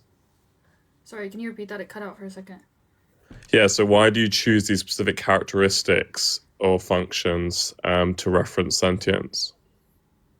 What specific characteristics? You said, yes, you said the cerebrum cortex is like reasons to believe that this is the ability to have consciousness, maybe, or something precautionary. Yeah, so the cerebrum is going to be responsible for the things that are associated with consciousness, higher order consciousness, sentience, and things of that nature. And then it's also going to be involved with, facilitating, the ability to feel pain with thalamocortical pathways. So, yeah. Okay. And then I asked you in the comments earlier, so I said, okay, how can you be conscious without sentience? And you asked me, do I see them as the same thing? I don't see them as the same thing. So I was wondering how you use sentience. Yeah, so I think the way that I understand sentience, and, feel free to correct me if I'm wrong, is it's the ability to have some kind of subjective experience, feelings, emotion, things of that nature. Consciousness, at least the way that I'm understanding it, and I'm looking at this from like this neuroscientific perspective, perhaps you're looking at it in a different way, is just going to be a general sense of some kind of awareness. Like, it doesn't have to be, you don't necessarily have to be, how do I say this, like experiencing something or having like subjective experiences. Like, for example, we can say that some bacterial cells have a level of consciousness within biology. That is, they have some kind of awareness. Protozoan cells have some sense of awareness. That doesn't necessarily mean that they have like the level of consciousness that we have. Yeah. Oh, okay. A little bit. So when I think of awareness, it doesn't have to be okay. I think it is going to be like conducive to some type of perception. I don't think bacteria have a sense of perception, at least in reference to like when we talk about human beings. I think it's in relation to our subjective experiences that we have sort of perceptions about our own internal experience or, environmentals. So that's why I was a bit confused there, because if I'm self-aware, for example, we would say this is a state of high level of consciousness. That would also be a subjective experience. And I don't think you would say that bacteria cells have consciousness, correct? In the way that I'm defining it, which is just essentially this baseline level of awareness and, I guess, perception, which within biology we do believe that some bacteria have some extent of perception, or microbes. Some archaea can, some protozoans can. We do believe that they have some sense of perception, but the extent to which you're referring to, like if you're referring to like higher order consciousness, then yeah, I would disagree. But what I'm referring to when I say consciousness is just a baseline of awareness. Do you think that those reference to organisms have a baseline of awareness? Yes. So you think that these organisms are conscious? Yes, within biology, we do believe that they are conscious to a certain extent. Okay. Yeah, I don't mind you using a specific academic term. That's fine, but I don't think that's what most people would ever mean. That's why I was a bit confused. And it's not like a critique or anything like that. I think it's absolutely fine. Okay, so I'll give you some different cases. So you only need sentience, or is there other qualifiers? Like, are you vegan? For personhood? Yeah, like you grant right to life. I'm wondering if it's specific to having personhood or any other specific qualifiers. to having personhood. And when I Okay, I think what you need for personhood would be things like consciousness, sentience, I guess maybe ability to suffer, perhaps, or I guess perceive things, perceive some kind of like sensory input. But I wouldn't say that's necessary. Do you think pigs have personhood then? No. Okay, then what would be the distinction? Because you named a list of things like consciousness, sentience, maybe a reference to individual. Like, what's not true about a pig then? I mean, I guess my response to that would be like neurologically, like pigs have different kinds of brains. Like, they don't have the capacity to deploy the level of consciousness that we have, right? So, for example, the reason why I believe it's immoral after the point of which the cerebral cortex is functional is because I believe the fetus now has personhood. And the reason why I believe that is because even though it's not necessarily a fully functional or fully developed cerebral cortex or central nervous system, it is still the case that there are still some active neurons and cells within there, and therefore it has the ability to deploy consciousness. Okay, and it would later have the point to deploy higher order consciousness and be a rational being and so forth. Okay, so just to clarify, not entirely, but I think there are implicit things there. What's going on? So you said capacity, right? So you're saying that you require consciousness, sentience, and the capacity for some higher order of thinking in the future. Is that what you're saying? Oh no. I think that's what. Dude. Sorry. Yeah. No, So it's like we're not gonna find a good response to NTT during this debate. Like, it's not gonna happen. But sure. Like, Sorry, I'm not looking to to what? debate NTT too much whatsoever. I was just curious Okay. to know a meaningful distinction. yeah, and after he's gonna say you're gonna ask like an anencephaly child doesn't have the capacity to have rational sentience, do we value them? After it just goes in a circle, right? So like, How was that a sure, I circle? guess you could. No, I'm not saying I'm not saying that you're. I'm saying like we know where the conversation's going. Like she's okay, whatever. Just go. Never mind. Forget I said anything. Go ahead. Look, if you my direction to this conversation is not to talk about veganism. My direction is actually going to talk about meaningful experiences or just having a mind. So Listen, the distinction here, in case I didn't answer that clearly, because people are saying I dodged for some reason, the distinction between a pig and a human, and why a pig would not have personhood is because a pig doesn't have the capacity to even reach the level of consciousness that a person would, nor would they be able to reach the level of sentience. And then on top of that, they don't have the same neurological structures that would allow them to have the capacity to do that. okay, that's fine. But then I would just have to ask, prior to sentience, would it have the capacity for those qualities? Prior to sentience? What do you mean? Yeah, so a non-sentient fetus, do they have the capacity to have these features you're referencing? The capacity to have consciousness? Sure, and higher rationale or any of those No. things you were mentioning. You don't They have don't? sentience or consciousness without the cerebral cortex being functional. No, I agree, but what I'm saying to you is So that by extension of that, if they didn't have sentience, then they also wouldn't have consciousness, and so they also wouldn't be able to have higher order thinking.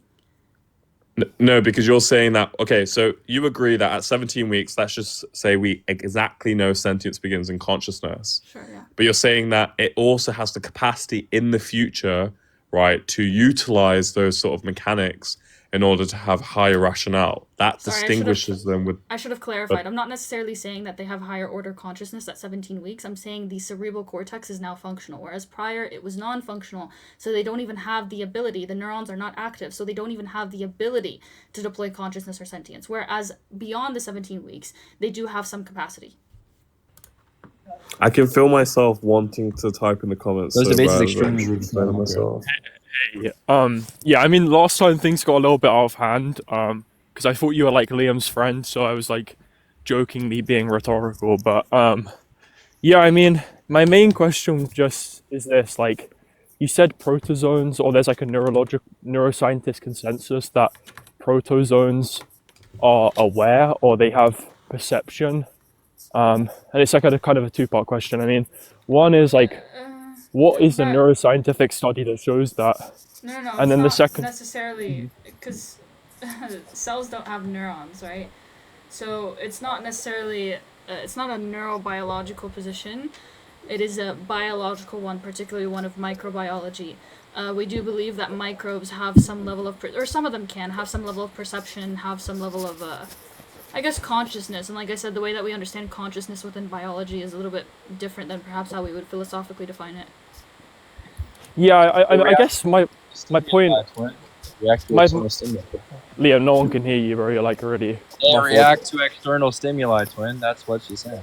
Is that all you mean by perception? Because I think that's more loaded. Like, for me at least, and I think for neurologists, like, to say something's perceiving something, it at least requires perceptual faculties, right? Like, This is not This is not neuroscience, though.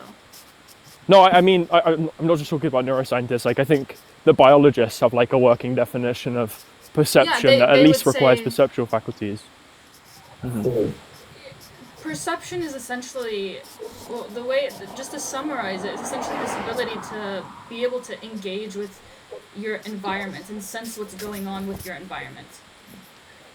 Yeah, I guess that's the part I'm trying to like isolate. Like, what do you mean when you say sense your environment? Like, they don't have these kind of sensory input so, like facilities.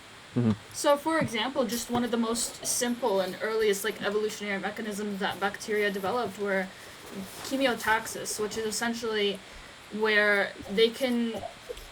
So, bacteria have these sensing proteins on their, how do I say this? On their outer membrane, right? On their cell walls. They have these proteins that can sense, you know, other proteins or things in the environment, whatever it may be. And for example, if a certain protein is in the environment that indicates that something that is toxic, or for example, an antimicrobial agent is in the area, these bacterial agents will sense this, they will perceive it based off of these sensing proteins, and then employ chemiotaxis to tumble or move away from that microbial agent or from the predator or from the threat. And then some cells even have electrical signaling. Wait, sorry, 1 second. Yeah. I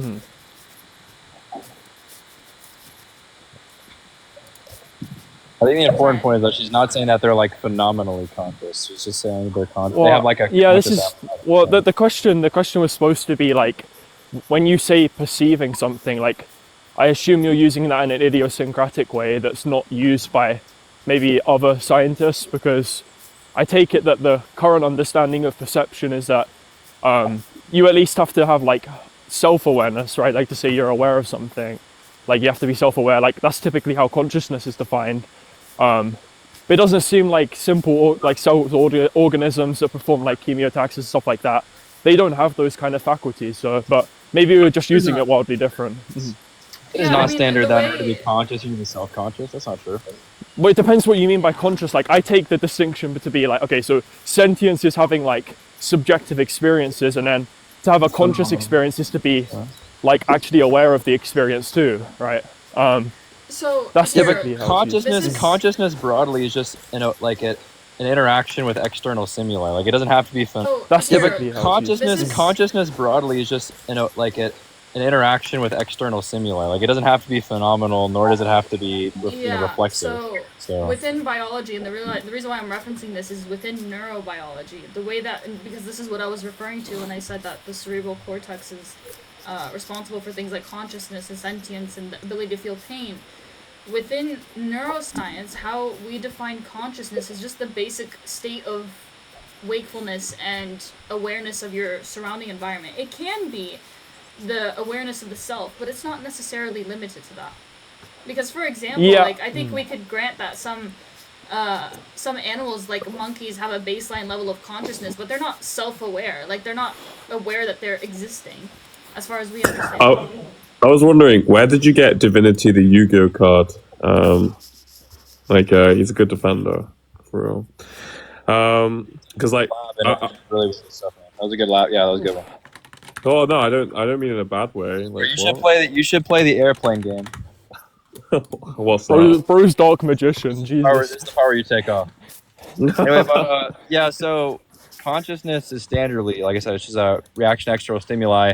It's not necessarily intentional or phenomenal or reflective. Yeah, I mean, it is accepted that those kinds of microbacterian organisms have a sensory apparatus, so that is accepted. Well, Liam, like, my point specifically is just this, like, in the way I know that neurologists and I know, like, biologists to use the term, like, perception and perceiving things, I actually think there's the consensus that, like, singular-celled organisms actually aren't perceiving things. Yeah, no, And, they don't. yeah. They don't perceive. Perception's like a specific kind of like that's correct. It's Yeah, perception that's what and I'm saying. consciousness are not the same. Yeah, but like Yeah. You know what I'm saying. Like the spirit of her point. Like they're. Yeah, no, I got that. I thought she was actually saying Yeah, something yeah. more, like, I thought she was, yeah. Okay. No, I'm Yeah, not that's saying, why like, I granted what she was saying. like for example, like bacteria can perceive light, but it's not in the same way that we would perceive light. Like they have photoreceptors which catch these photons and then they process that and they're like, okay, this is light. Whereas I can physically see light. That's not what I'm referring to when I say perceive. Yeah, as long as we grant there's, like, a distinction between, I don't know, like, when your immune system produces, like, I don't know. Oh. That is not me this time. Yeah, I don't think there's an echo, actually. That is not me this time. Yeah, I don't think there's an echo, actually. Anyway, oh my god. Liam, I'm muted. So, yeah, it's Liam. It's not me, you fucking weasel. Real quick though, I would. Oh my god, it's me. It's Alright, yeah, you keep fucking unmuting, bro. Anyway, I would stay away from using the term perception because perception is like a very technical term. Well, I didn't say, I wasn't the one who said perception at first. Infidel asked me if, Oh, it's your headphones and your mic. That's what it is. what? Huh? It's not me. Yeah, like it's echoing through your own like headset and mic. Yeah, I'm talking to you. Yes. What the fuck? Why is it me? Anyway, perception is a very technical term in the philosophy of consciousness, so I would stay away from using it to talk about. What is happening? I'm not, okay, I think Divinity, it's you. No, it's you, man. Wait, does Debate talk? Yo. Yeah, it's not It's me. you! The You, bro. scumbag. He will do anything to try and beat these, like, allegations, bro. Wait, Jesus. hold on. Drop and come back? Wait, because I don't understand. Why would my headphones be echoing? Watch, you speak and we'll all mute up and you'll prove it to you. Okay, I'm speaking. Yo, Liam, it's fucking you, bro. Scumbag. Okay, Literally, I'm you fucking weasel. okay, disconnect and come back. Liam's the imposter, bro. No, I thought it was me the entire time, bro. I'm being gaslit by. No, it was you. It was you still, Infidel. It still was Oh, you. what? Because Oh, so Liam you- wasn't. Liam wasn't up here when you were doing that, so it was obviously you still. I was gone for ages. Anyway, perception's a very technical term, and so I wouldn't use the term perception just to mean the same thing as consciousness. Perception's like a very complex kind of consciousness. Look, So- this is kicking. Like, we don't need to talk. Like, this is like not that serious. It was just like a semantic dispute no, that I I thought was agree. more serious. Yeah. I agree. The reason why I brought up perception is because I think Infidel asked me if I think bacteria can perceive things. I think that's why I brought it up. Otherwise, it wasn't part of my point.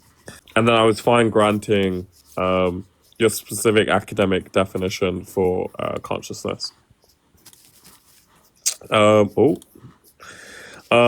Yeah, so as I was talking about before, was like talking about identity.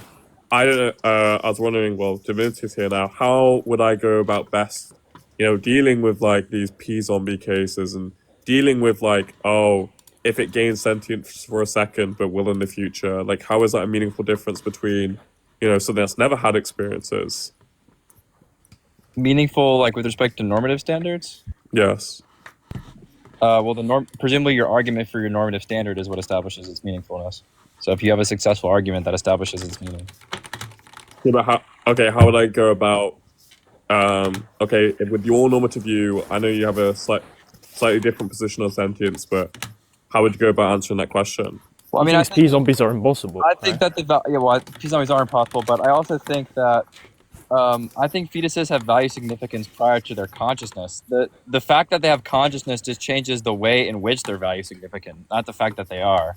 So, like, a lot of the times people think about it as moral value, not moral value. But you should just think about it in terms of how are they morally valuable. Gradation. Yeah. Oh, do you take a gradual position? Well, it's not necessarily gradualism. It's just, you can think about it as they're always morally valuable, but the question is, in what way are they valuable? Like, are they valuable in such a way where it'd be wrong to do this? Are they valuable in such a way where it'd be wrong to do that? Are they valuable in such a way where I'm obligated to do this for them? Right? So it's just a question of, like, under what conditions do you have what responsibilities, and under what conditions do they have what moral privileges?